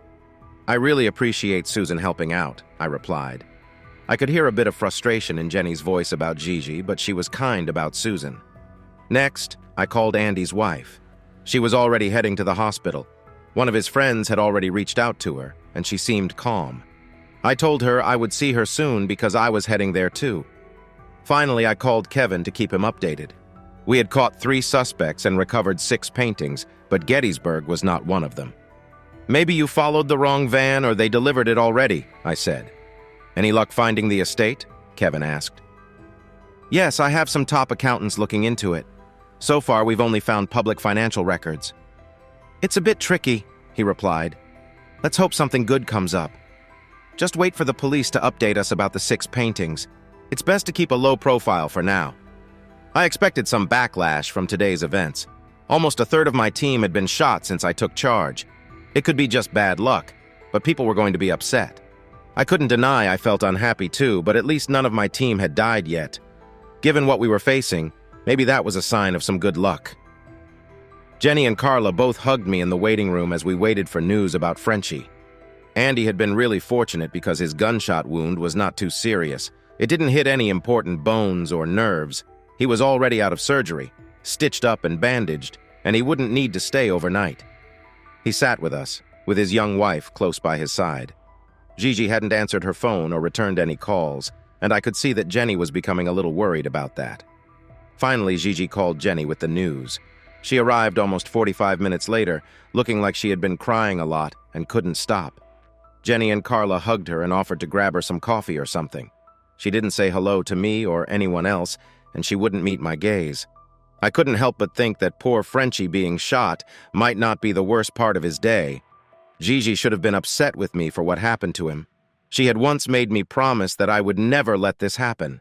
But people break promises all the time. Just then, the surgeon came out smiling. Frenchie was going to be okay, as long as there weren't any other problems. He had lost his appendix, which meant he wouldn't have to worry about that anymore. He also lost a foot of his large intestine, but they had fixed that up, and that was why the surgery took so long. They cleaned out what they could, and he would need antibiotics for a week to prevent any infections. He should be able to walk tomorrow and might go home in about 5 days if everything goes as planned. The doctor said Frenchie was in recovery and was already asking for his wife. Gigi looked worried about seeing him, but Jenny gently encouraged her to go. Gigi was quietly crying, and they didn't seem like tears of joy. I looked at Jenny and quietly asked if we could get some coffee. She nodded, and we headed to the cafeteria. I asked her what was happening with Gigi. Was there anything I needed to know to help Frenchie? She sighed. Gigi wasn't being honest with her, but she suspected Gigi might be leaving Frenchie. It seemed there might be someone else already. She didn't have a solid reason for being away today. Gigi had said something about auditioning for a movie in Los Angeles. Really? She mentioned moving there, and Frenchie knew about it, but he didn't feel strongly enough to go with her for her big chance. Poor girl. I never expected this at all. I didn't know how Frenchie would react, but if it didn't go well, I worried Gigi would be in trouble. It felt like things had turned messy lately. I thought Frenchie and Gigi were one of the lucky couples. I was pretty sure Frenchie had never looked at another woman while he was married to Gigi. This shocked me because before, he was a fun-loving single guy who never seemed to settle down with anyone. He used to have no trouble meeting people just by going out for a drink. Why commit to one person when so many were interested? I also thought Gigi was just as loyal to him. But any ideas I had about women changed 2 years ago. Maybe Gigi had her own problems, but I knew from experience that nothing could ease the hurt when Frenchie's wife just left him. I didn't want to leave him alone, but I knew there was nothing I could do for now. Maybe Gigi would come back. I also needed to see my own family. So I told Jenny, "I guess he'll get through the night. I need to head home. I can take Carla back if you want to stay." Jenny replied, "No, you're right. I need to go home too. I'll take care of Carla. You know, Frenchie enjoys what he does. He likes being in control, and he really appreciates people trusting him. I trust you too, Johnny, just so you know." "Thanks, Jenny. I appreciate that. I love Frenchie like a brother. And I care about you too. How could I not? You're such a nice person, even with your moments. But Susan is the mother of my kids, and I feel a responsibility to her for better or worse through sickness and health. She is trying hard, and I respect that. I owe her." She gently placed her fingers over my lips and said, "You don't need to explain yourself. I liked Susan from the start, and I know she's working hard for you and your kids. She's a great mom, and I'm not here to break your family apart." That's not going to happen. Let's focus on Frenchie for now.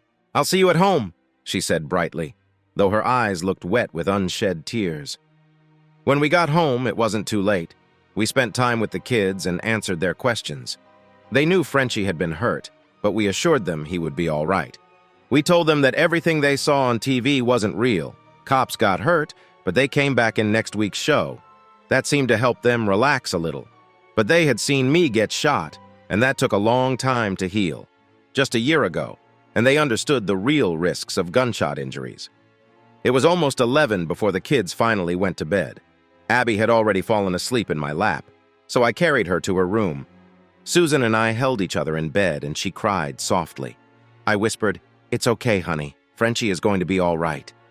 I can't help but cry a bit. Just hold me and it will get better. It reminds me of the time you got shot, and I felt so helpless and guilty. I know this is your choice of work, and it's important work. But it can be dangerous, and I get scared sometimes. It's okay if you cry too. I wish you didn't have to. I don't like this feeling, but I understand you more now. It's surprising you didn't break down worrying about me before. I didn't want to add to your worries, but I've been anxious about you and the kids since those deputies came to see you the other day. That gives me a little sense of what you've dealt with while we've been married. I'm sorry. I took you for granted all these years. Oh, honey, I wanted you to care for me without thinking and just keep loving me like you always have. I tried my best and never regretted being married to you. I only lost my way for a moment. I'll always wish I could go back to how we were, what we had before. I think we might be getting close again, sweetheart. I never stopped loving you. Not really. I tried to move on, but I couldn't. Let's both try not to worry too much. Just one day at a time, okay? She stopped crying, and soon we were asleep in each other's arms again. We woke up late the next morning. It was Sunday. Jenny took care of our early riser, Abby, and made her favorite waffles for breakfast, letting us sleep till 9 a.m. Everyone had the day off, and I really hoped we could all relax together. I just needed to visit the hospital to see Karen and Frankie. Karen was actually going home today. She was getting better and walking a little each day. While at the hospital, her collarbone had been fixed but couldn't be put in a cast. They had to keep her arm still so her bone could heal properly. The shoulder joint might get stiff and would need some painful exercises later, but Karen was strong and ready to work hard. I heard that half of those responsible for her injury were now caught. I saw Karen first as she left the hospital with her fiancé and parents. She would be staying with him for now. Having a loving family around is a good thing. Then I checked on Frenchie. He was awake but looked a bit down when I walked in. But as soon as he saw me, he smiled like he always does. "How are you doing?" I asked. "Not too bad, Johnny. The nurses here are really nice," he replied. "Frenchie, what would Gigi think?" I said without thinking. "Honestly, Gigi is gone. She's in LA chasing a dream now. She talks about it like it's the best thing ever," he said, looking a bit lost. "Oh man, with you resting here, I can't believe it," I said, shaking my head. "Oh well, she never really felt real to me, you know. It was like a long, sweet dream. She was just too lovely inside and out, and her voice was so special I thought she had to be a fantasy.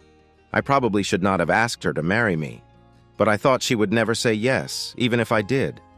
But she did say yes, and I felt nervous about what that meant for me. I knew it wouldn't last forever. She was like a princess, and I am many things, but I am not a prince. Yeah, I was a bit sad, but I would get over it. I also thought some of the nurses here might help me feel better soon." Frenchie smiled his usual cheerful smile. I just managed to smile back, trying my best. I knew he was feeling pretty down right now, and it might last a while. No one gets over someone like Gigi quickly or easily. The fact that Frenchie was so loyal to her showed just how much he cared, and we both understood that. For guys like Frenchie and me, just being hurt and in the hospital was tough enough. Sitting around got boring fast, especially once the pain was under control. Plus, it gave him too much time to think and worry. I had just been through that myself about a year ago. I muttered something like, "We should have a drink." He just laughed and said, "Not for a couple of weeks," the doctor warned. "I need my stomach to heal, but maybe I can help you get some pain medication." That's almost as good. What's that saying? When it rains, it pours? Or something like bad things happen in threes. That fit better. As it turned out, Frenchie getting shot was the first bad thing. The second was Susan disappearing, and the third was something else. Meanwhile, I heard on the news that John Fitzpatrick O'Donnell was a big story. A SWAT team action on Saturday had ended in a shootout, with one bad guy dead and another hurt, while a third was caught. They also found 6 stolen paintings from a robbery a few weeks before. 2 members of the SWAT team had also been shot, but they were recovering now. I called David, who heads my small security and investigations team, that night. I set up a meeting for the next morning. I felt angry and a little nervous, but I wouldn't admit that. I knew I was in my southern estate, which is a big area outside Bayou La. It's 60 acres of thick woods and right next to swamps that lead to the Gulf Coast in the far south of Alabama. The house is a spacious 5-bedroom log cabin, very private and safe, with strong alarm systems both inside and out. The estate also had a barn for equipment and a guest house, which now held my 6-person security team. These were 6 of David's best and most trusted former government agents. I had $4.5 million in cash with me. I was getting ready to do a tricky deal with some dangerous criminals, just like myself. My wife, Wendy, who used to be Mrs. Wendy Hamilton Butler, and I had come here late last Tuesday night. I wasn't sure if I was being watched, but sometimes it's true that worries come from real threats. I knew I had some real enemies because I had made them myself. Sometimes I didn't even know why I did things like that. I just could, and I wanted to. We left all our phones and electronics behind at our main home and drove away in an old, worn-out F-250 pickup with our Mexican groundskeeper at the wheel. In the back seat behind tinted windows, we felt hidden. Wendy complained the entire ride until we switched to our more comfortable Hummer limo. It was a nice drive into the woods of southern Alabama. We were far from anyone watching, whether real or imagined. I quickly fell asleep for the remaining 5 hours of the trip. Everything at the estate was brand new and bought secretly by David's team. None of it connected back to me or my wife. The internet service came from a satellite provider, hidden behind a strong firewall, not known to the government or any other agencies.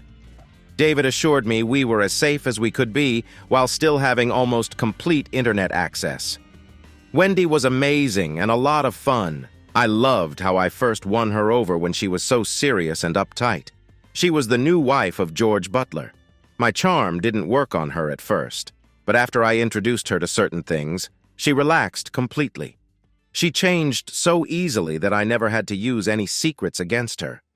After that, she was all mine. It was clear for both of us. She left Butler's house and came to mine. I had hoped for a long divorce process, but George just let her go without a fight. He didn't even mention any scandal. Maybe he wanted to avoid the attention that came with it, while I actually did. We were supposed to be great friends from our time at Harvard Law School, but I pretended to be his friend, just like he did. I knew he came from a rich family, and he looked down on me for my less wealthy background. Taking away his wife was a thrill and made me feel powerful. What I really wanted was that painting of Gettysburg that he owned, though. It would be amazing to have his wife in that painting, too. If I could get all his money, that would be even better. But that seems unlikely. He was pretty smart and had good self-control. I thought he would be really upset when I took his young and beautiful wife from him, but maybe I could still get a lot of his money. I wondered if I could steal his painting and sell it back to him for $50 million or so. I think he might go for that if I played my cards right. I could probably do it quietly, but I really wanted him to know it was me. I wanted him to feel the same sting I did when I took Wendy away from him. I was still figuring out my final plan, and first, I needed to get the painting. And today was supposed to be the day that happened, but I had to deal with the mess that was happening now. I didn't like to control my own team too much, and David usually handled all the tricky things well. But this time, things went wrong. I had told them not to hurt anyone during the robbery. Now, this could change everything for me. With those 2 deaths and that young officer getting hurt, the spotlight was on me, not George. Now I had 2 guys in custody who would probably talk to save themselves from serious punishment. The authorities would surely be looking for connections, and things could get complicated. David had to assure me that no one could trace this back to me or my son. Sam was still missing. There was a rumor he was last seen being taken out of a bar by an undercover officer, but no one could confirm it.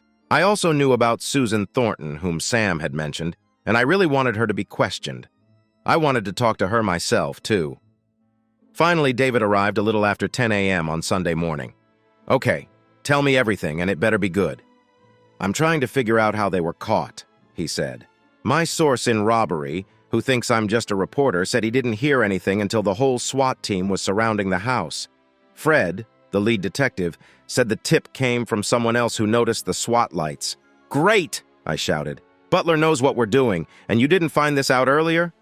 "Calm down," David said. "Maybe we're still covering all our bases. Maybe we underestimated him." "Maybe you did," I replied. "I'm just following your instructions, remember? Or maybe those Houston SWAT guys told on the other three so they wouldn't have to share the $5 million. Those two and their girlfriend are very close. It's funny because they are the three who got away, while the others didn't.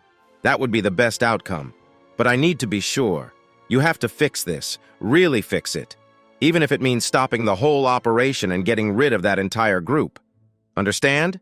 Yes, that might be our best option, but let's not rush things. It turns out the SWAT officer is named John Thornton. Does that name sound familiar? Like Susan Thornton? It's not a coincidence.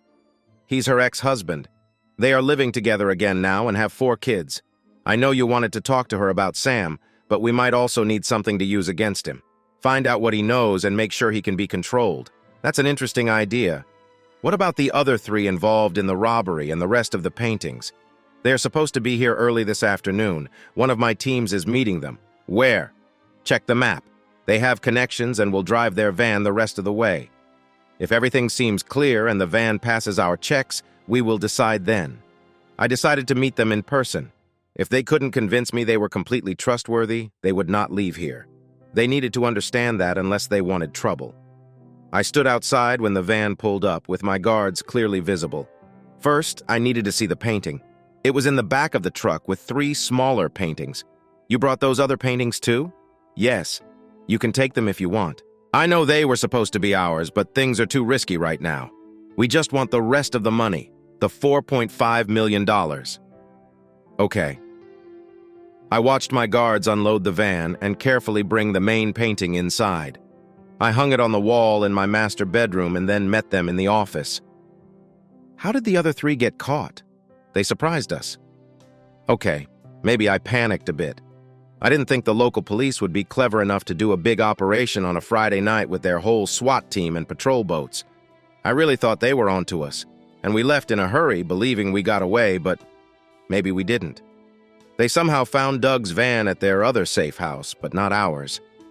Maybe we were just lucky. This whole situation hasn't gone as I was promised. I am really upset.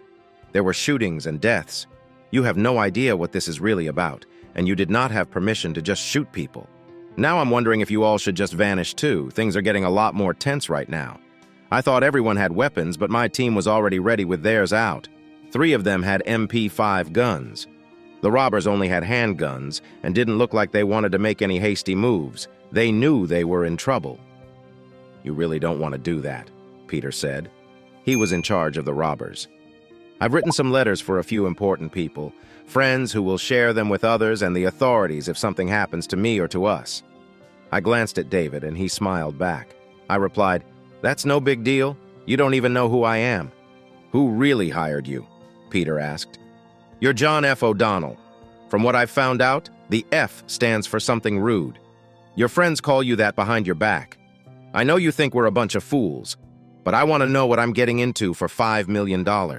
There are only a few people who fit this kind of profile, and you're at the top."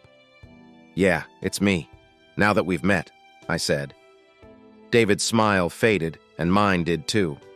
"But if you pay us and keep your end of the deal, you'll be fine. We'd even be happy to work for you again later. You need people like me, or you wouldn't have reached out to work with us in the first place, right?" We clearly needed more time. We couldn't just get rid of these people right away. David would have to find their friends and get those letters back. I was upset and felt disrespected, but I knew I could turn the tables eventually. Maybe I could talk to Peter's girlfriend, the one who went into Butler's office with him during the job. If I could connect with her, she might share important information, but I needed to be patient. "You've made your point, and I get it," I finally said. "And I have a smaller job for you. I need you to bring a woman here safely so I can have a conversation with her. I won't pay you extra for this because it's also for your safety. She's the ex-wife of the SWAT lieutenant who set up the plan that caught your team.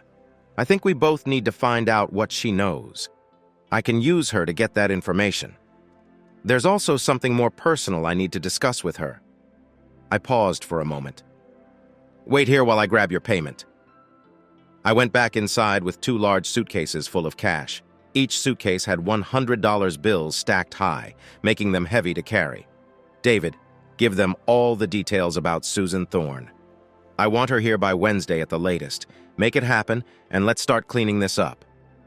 Frustration bubbled inside me because I couldn't just get rid of those people right away. But maybe Susan would be useful for my plans. So the focus now turned to Susan as Monday rolled ahead. Life must go on. Frenchie was shot, but he was recovering well in the hospital. So far, there were no problems with his health. Jenny and Carla treated me like another sister, or maybe a cousin. I learned that Gigi seemed to have left town, maybe even the state. This was a big issue for Frenchie right now. I felt embarrassed when I heard that and couldn't help it. I felt bad and guilty because I had done something similar to John before, and I really regretted it. Reason didn't seem to matter in that moment. Maybe Gigi was dealing with her own feelings, but I thought she might regret leaving Frenchie, just like I regretted what I had done to John. But there was a monthly party coming up next weekend. Frenchie would want that party to happen, even if he wasn't there. Kimberly wanted a new dress, and so did I. I needed some quality time with my oldest daughter, and a trip to the mall seemed perfect. John went to work that morning while I took care of the kids as Jenny and Carla went to visit Frenchie around noon. We planned that Kimberly and I would go shopping as soon as they got back, and we wanted to be home by 5 p.m. before John came back from work. There hadn't been any new contact from the authorities in Gulf Shores. That strange visit from the Baldwin deputy 6 days ago felt like a distant memory. So much had happened since then, both good and bad. It was easy to think of that visit as just a mistake. Kimberly was starting to notice boys more, but they noticed her even more. I just hoped she wouldn't have to deal with the same drama I did at her age. But there was something important I wanted to talk to her about. "Kim, honey, do you like it here?" I asked. "Mom, this has been one of the best summers of my life," she replied. "It's been different, but in so many good ways. You and Dad being together with us. Even Jay is behaving better than usual." "How would you feel if we all moved here and stayed?" I asked. "Your dad really seems to like it here," I said, "but you would have to start over in a new school." "Well, moving here would be a bit scary," Kimberly said. "I would miss my good friends in St. Louis, but as long as some of Jenny's family was around, I'd be okay." "They're all really nice people, you know," I said. "Yes, I know," she smiled. I felt a little lighter with her words. She was such a good kid, and I knew John loved her and all the kids very much. He would be upset if we returned to St. Louis in just a few weeks. Now it was time to make a choice about finding our own house in a good school area, both for studying and having friends. For Kimberly, the next few hours were a lot of fun. It was the happiest I had seen her in a long time. Ever since that time with Jack living with us, things had been tough. Even though I had messed things up, I could see Kimberly was really unhappy that whole year. But now everything felt bright and cheerful again. We were lost in our shopping, enjoying each other's company. I didn't notice anyone else around us. Not even the scruffy older man or the younger guy with dark hair who were nearby. We both bought new dresses and shoes. I picked open-toed sandals with sturdy heels for walking on grass, hoping they would be comfy to dance in too. Mine had 3-inch heels and Kimberly's had 2-inch heels. She was just starting to wear heels and was almost as excited as I was. Our little girl was really growing up. Eventually, we stopped for a snack at the food court. I needed to use the restroom, and usually we'd go together, but with all our shopping bags, it was easier to go one at a time while the other stayed with our things. When I came out, a pretty woman with short blonde hair was at the sinks. She smiled at me and then looked surprised. "Susan? Is that you?" she asked, sounding really excited. "Yes," I replied, but I didn't recognize her at all. She reached out and took hold of my arms, and that's when I felt a strange sensation. Suddenly, I felt lightheaded, almost like I was floating. The woman opened her shopping bag and pulled out a nice jacket, putting it on me. I could barely stand up, and my arms felt so heavy. I felt calm, like everything was okay.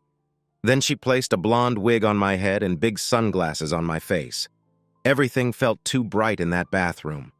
She pushed me out the door, and a man was there to help. Instead of going back to the food court, we went through a door marked Employees Only.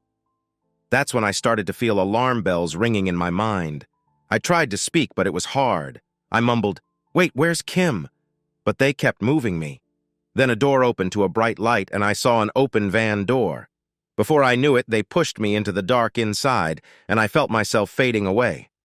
Now let's hear Kimberly's side of the story. I was at the food court, enjoying some waffle fries and sipping my smoothie when a young man with dark hair came over and sat down. "Kimberly, right? I'm Jake, Jenny's cousin." "Jake? I thought I had seen him at the last party." "Oh, hello," he said. He looked familiar and had a nice accent.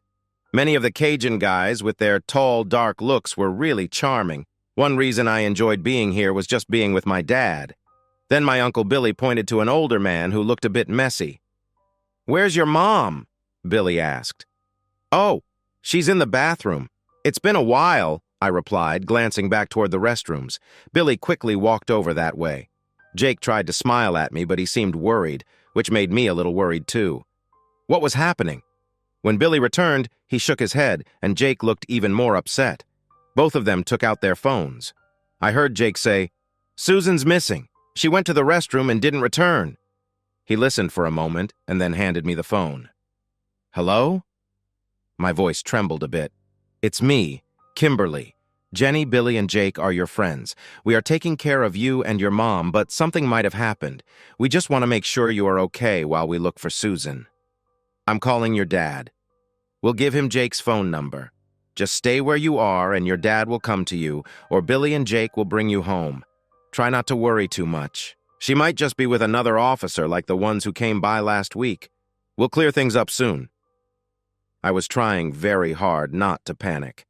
I wasn't scared of Billy or Jake, but they both looked worried, which upset me. In a few moments, Jake's phone rang again, and he passed it to me. "Hello? Hi, sweetie, it's Dad. Are you okay?" I felt like crying. "Where's Mom? Dad, is she okay?" No, it's nothing like that. It's just a mix-up. Listen, I'm coming right over. I should be there in about 20 minutes. Just stay with Billy and Jake and do what they say, okay? I'm calling mall security too, so someone might want to talk to you before I arrive. And remember, don't let anyone take you away from Billy and Jake. Do you have your phone with you?" "Yes." "Good. Don't run down the battery until I get there, okay? I'm really sorry for all this. I'm sure your mom didn't leave you on purpose. We'll find her soon. Bye, sweetie." 2 more officers came over and asked if I was Kimberly Thornton and what was going on. Billy explained to them, and they went back toward the restroom area. About 15 minutes later, Dad arrived. I rushed to him, hugged him, and cried a little. He just held me and patted my back, assuring me everything would be okay. I felt a lot better. Dad was so strong and comforting. Jenny also came by and glared at Billy and Jake, and they looked pretty unhappy then. Jenny hugged me and told Dad it was best to take me home now. I wasn't sure what to do with Billy and Jake. Finally, Jake spoke up. "Hey, Jenny. Everything seems fine. We didn't see anyone or anything odd, and we couldn't follow her into the restroom," he said. Dad then said, "You were watching out for them?" "Yeah, Jenny asked us to. After what happened last week," Billy replied. "Okay, Jenny," Dad said again. "Let them stay with me and I'll check if we can see any security video right now." Dad hugged me tightly, and Jenny put her arm around me to help carry our bags to her car. I would have given up all my new clothes and shoes just to have my mom back. As we walked to the mall security room, I asked Billy and Jake if they had seen anyone following them. Billy said, "This isn't my first time around. Whoever they were very good at what they did. It must have been a team." "No way one person could have done it alone, not unless they were really lucky," Jake added. "Yeah, but I'm not worried about crazies," I said. I was concerned about the CFO's goons. It didn't seem like a planned thing like the Butler heist. It all felt spontaneous and they handled it well. Modern cell phones made everything easier. I figured a woman was probably the main one following, switching places with someone else, which is why Billy missed it. The video caught Jenny going into the restroom. Then another woman with sunglasses and short blonde hair entered, never looking at the camera. Later, Jenny came out looking different, but it was definitely her, with the blonde and another guy as they went through a door marked Employees Only. Unfortunately, the camera in that hallway wasn't working. It had been spray painted over, and security couldn't say when that happened. Not much help, but I got a copy of the video before I left. I'd let Kevin and his team look at it. Susan was gone, and there were no leads to follow right now. I felt nauseous. The rush of adrenaline faded, and I wanted to break something in my frustration. Meanwhile, I woke up in a big bed in a large, cozy room that looked like a log cabin. There was a painting of an old battle on the wall. I felt confused and couldn't remember how I got there or where there was. I also had a headache. Was this the trip with John to see Dr. Rachel that we talked about? I couldn't quite remember. Then a strange older man I didn't know walked in and smiled at me. He looked a bit familiar. I quickly pulled the sheets up to cover myself. "Ready for another round?" he asked. I shook my head. "No." "What? You don't love me anymore? Last night you seemed to enjoy it," he said with a smirk. "Maybe this will remind you," he added, but I just felt lost and confused. He pressed a button on the remote, and the 40-inch flat-screen TV on the side table turned on, displaying a video. It was me. Slowly, memories began to return. I recalled the woman in the mall bathroom and being pushed out into a van that was waiting with its doors open. I had tried to fight back. Kimberly, what happened to my daughter? Where is she? I wasn't really thinking about Kimberly at that moment. This man was truly frightening. I remembered waking up yesterday after being taken away. I was fully dressed, lying on a bed in a different room, definitely not this one. Then a pretty younger woman walked in and said something like, "Dinner is almost ready. Come on, I'll help you get ready." What did they do to me? "Just a bit of medicine to help you relax. Less than a cigarette. You should feel fine in about an hour. Eating something will help too." She smiled sweetly. "I'm Wendy, by the way. Wendy O'Donnell." My heart sank. "Are you Sam's sister?" I asked. She laughed. "No, I'm his mom. Well, stepmom." "Oh, so she knew Sam. Do you know where he is these days?" she asked innocently. "I have no idea." I didn't really know him, and the last time I saw him was about a month ago. I wondered if she realized her sweet little boy might be a monster. "That's all right. Let's go eat," she said. The cabin was enormous. The dining room had a large, nicely set table, and the food smelled wonderful. A man was already sitting at the table and stood up as we walked in. "Hello, I'm John O'Donnell, Sam's father. I'm sorry for how you were brought here. I promise I mean no harm." "I'm just very worried about my son," he continued. "He told me about the great time he had with you before he went missing. I hope you might know something about where he is now. But first, let's eat something." He smiled and seemed friendly. I could see the resemblance between Sam and John.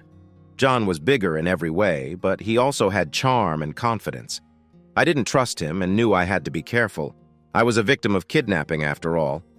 A servant started to bring out different dishes, beginning with appetizers and a small salad. John and Wendy both had several raw oysters, and I had a few cold shrimp.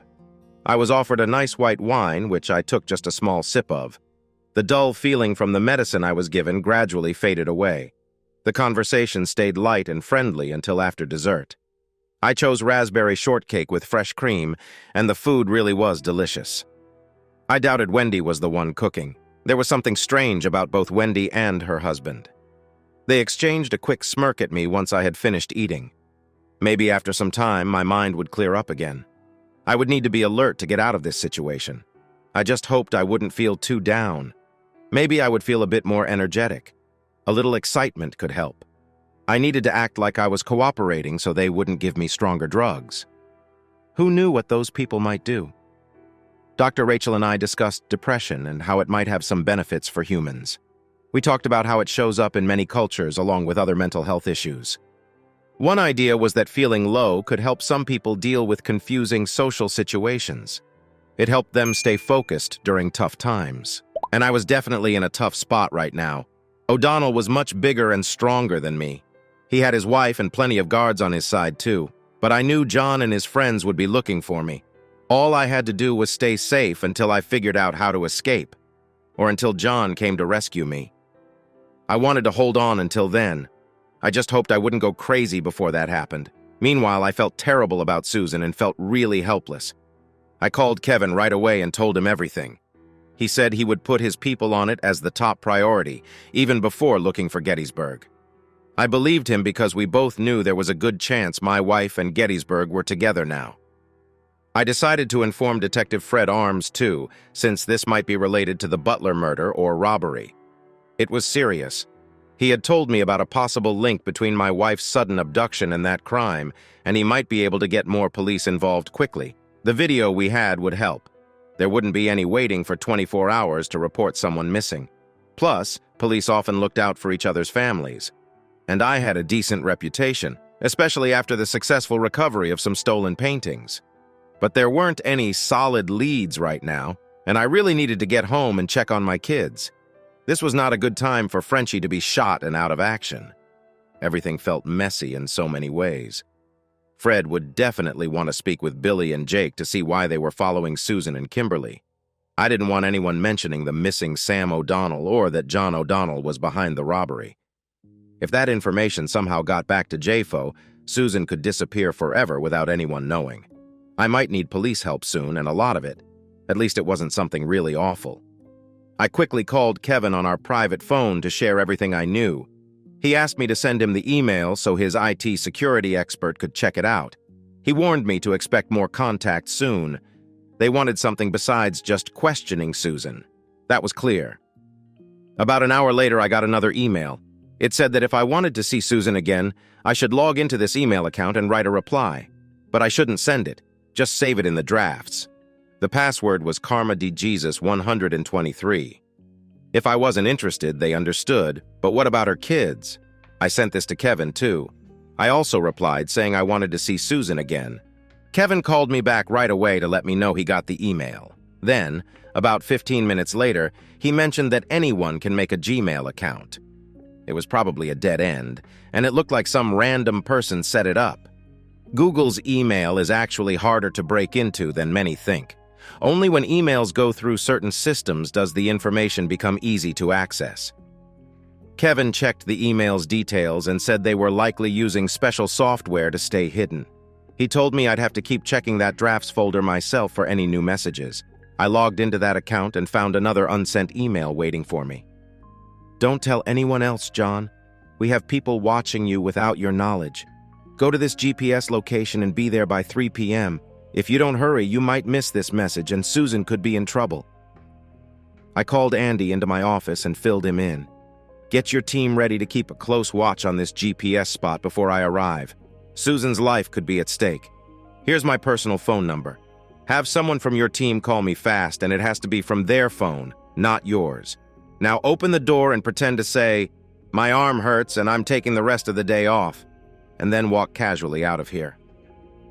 As I walked out, I called Kevin and decided to grab my official phone from my desk. It was a mistake to leave it behind in case someone was tracking me. I needed to keep it and play it cool.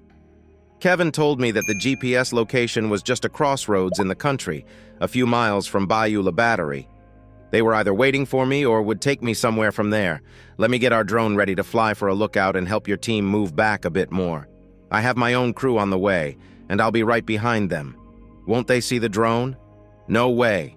It will be way up high and very quiet. The special camera is great, and my drone operator knows what they're doing. I typed in the directions on my Samsung phone using Google Maps. It said I would arrive at 3:10, so I needed to make up for 10 minutes out of a planned 45-minute drive.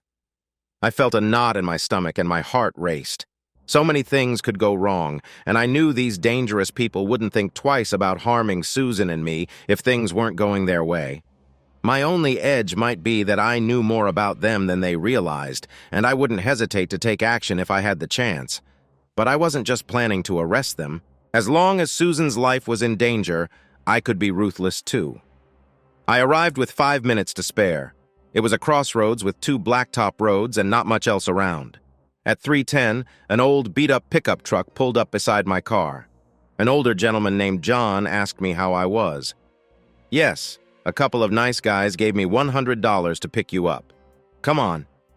I got in the truck and he turned around to head back to Bayou La Battery. Where are we going? Back to the restaurant where they are waiting for you." He parked at a local seafood place that was pretty busy. "This is the spot. Go on in. Your friends are inside. Have a good day, officer." I wore my uniform and hoped no other police were in there. They would surely ask who I was and what I was doing outside my area. But in my uniform and with my sidearm, cops were always curious about fake officers. So I walked inside and scanned the room. After a minute, a guy came over and said, "John, we're in the back." He led me to a table where another fit-looking guy was sitting. I didn't recognize either of them, but they looked like ex-military or special agents. One of them got a phone call and nodded at the other. "Looks clear. No one is following." "Good for you, John. Now come back to the restroom for a minute." He had a little gym bag with him. The restroom was small but spacious enough. "Change your clothes. Put these on. Leave your gun in the bag with your old clothes when you're done. Oh, and hand me your cell phone." I did what he said. It was just a big shirt and loose coveralls. They were definitely loose enough for me. Bigger is better than smaller, but I could keep my boots on. Maybe the drone would be able to see my boots. I turned off my personal small flip phone and tucked it away in my waistband. Not the most comfortable, but it was the safest spot. Susan will be very happy, and you'll see it in the videos I send you from time to time as reminders. Tell me everything you know about the Butler job investigation right now. Does George Butler know it was me? My people need to be careful. Butler suspects it's you, but he can't prove it in court. He has some connections in your organization who tell him things whenever they can. They are scared of getting caught, and the information comes a little at a time. Who are these connections? He never mentioned anyone's name, but one is supposed to be in your own investigation group. I was hoping I could stick to my simple lies without getting caught. I keep my stories easy to remember, and I try to keep a straight face. Why is Butler working with you? Because of Sam and my wife. The same contact said Georgia wants to talk with Susan about Sam and his disappearance. Is he really gone? I asked, acting innocent. Yes, I know Susan told you Sam hurt her. If Sam hurt her, she didn't mind it much. I believe that. For my own feelings toward her. The fact that she told you fits my plan well. Maybe you still care for her, but it's also possible you let that emotion cloud your judgment. You could have had a role in Sam's disappearance. Some people were asking the Gulf Shores police about Sam's actions, and I think it was you who started that. I hope you didn't do anything that can't be undone. You saw how easily we got Susan. If you don't care much for her, I could get to your kids just as easily. An eye for an eye. John wasn't smiling now. I swear I didn't do anything to Sam or have anything to do with him being gone, except maybe he's hiding because someone is looking for him. John scoffed. No way. Sam is too strong, just like I am. He wouldn't run away from scared women or their weak husbands. I think you're joking. Maybe I need to teach you a lesson by taking your woman again. Just so we are clear, take him to the master room and tie him to the chair. Don't bother the woman. She's not for you yet, John told the 3 guards as he smiled again. Wendy grabbed me and said, I can't wait, with a mischievous grin. What is that? They found the phone, and I hadn't even turned it on yet. In the bedroom, Susan was lying on the bed. John, she cried out as I was brought in. Hello, honey, I said cheerfully. Hang in there, sweetie. I'm here to rescue you. I smiled as warmly as I could. She even smiled back for a moment. If it were just 2 men trying to overpower me, I might have considered fighting back. Are you my sweetheart? She pinched my cheek. I thought maybe I could get John to free me, or, if I was lucky, get Wendy to do it while John was busy with Susie and wouldn't notice at all. Where were my friends? Did they really lose track of me? John stood up slowly, took some powder, then swallowed a little blue pill with a shot of something else.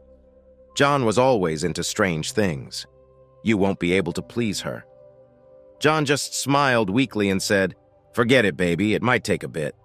Then he shouted in pain, and I saw blood coming from Susie's mouth as she bit down hard. At the same moment, she grabbed him and tried to hurt him. He held her head, but he was scared to pull her away because he thought it might hurt him more.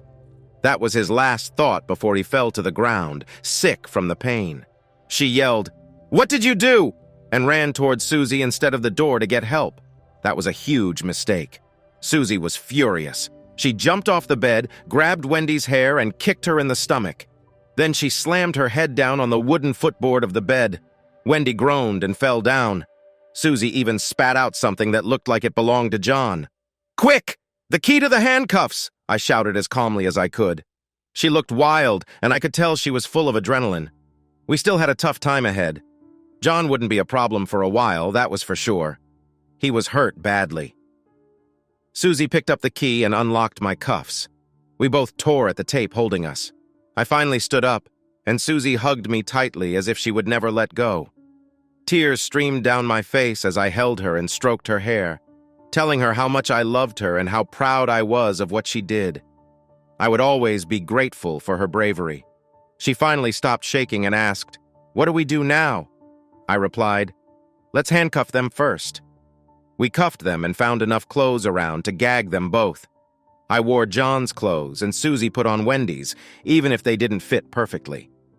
We quickly searched the room for anything we could use to defend ourselves.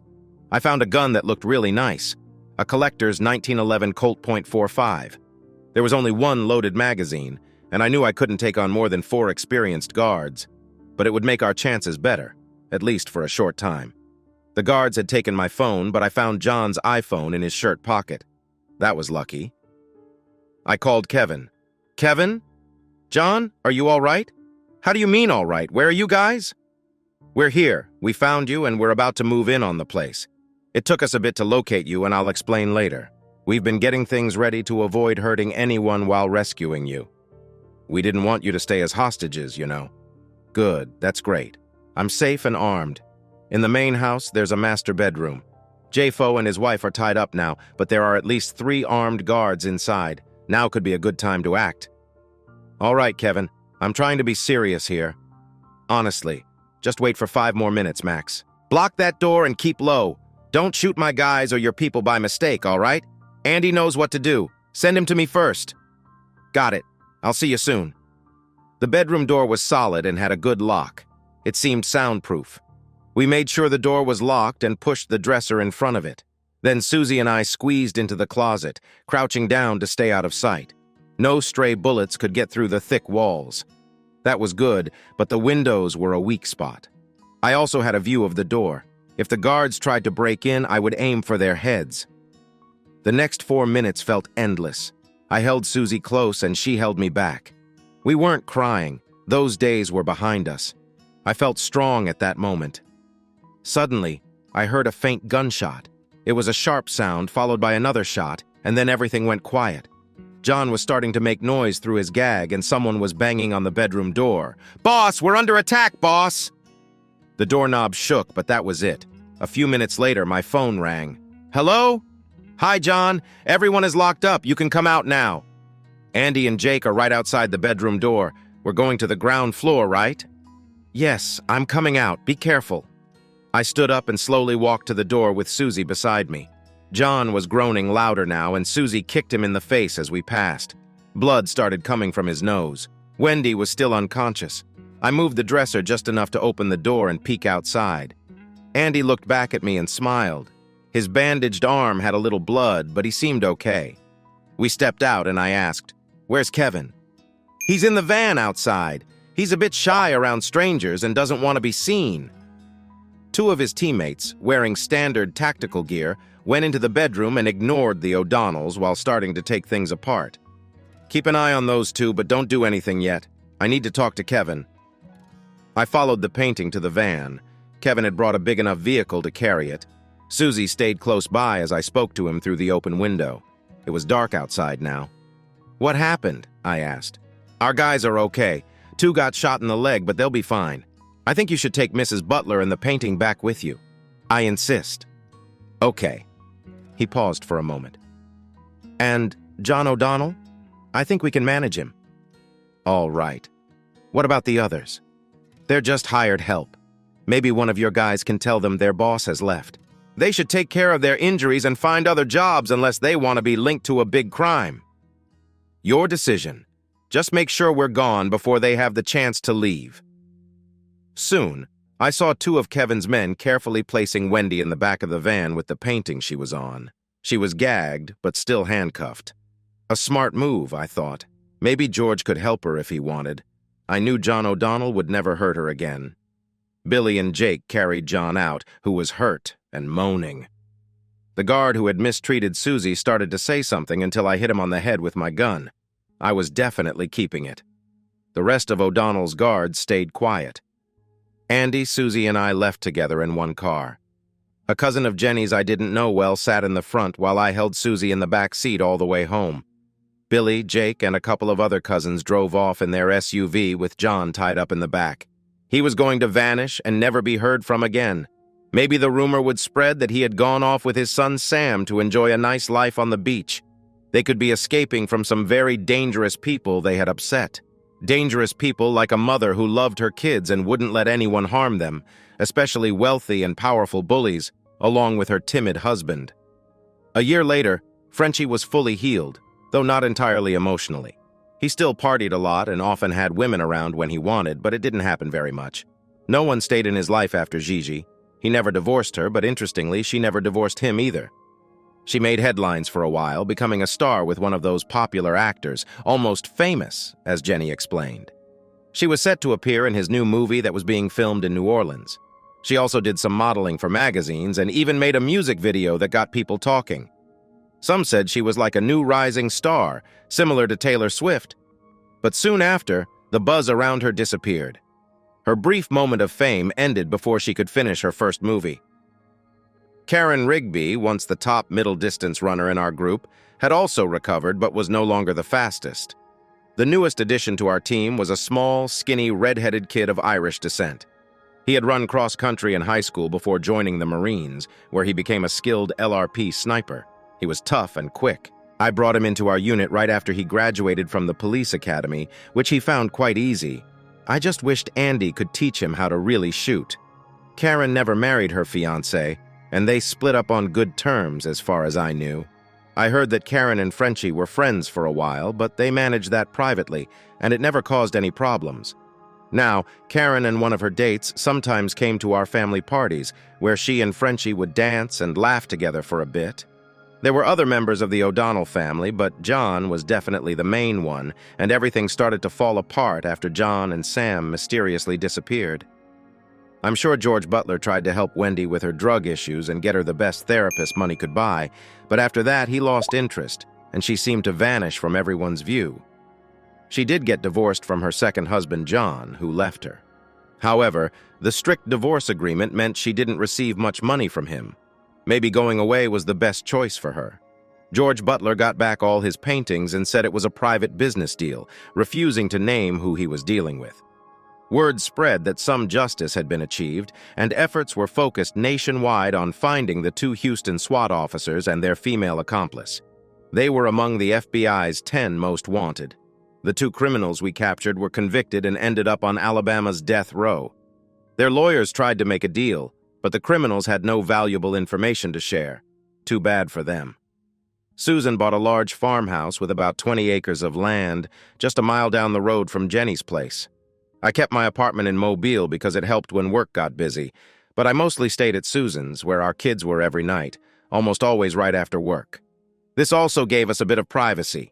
We didn't have to worry about being seen as living together without being married.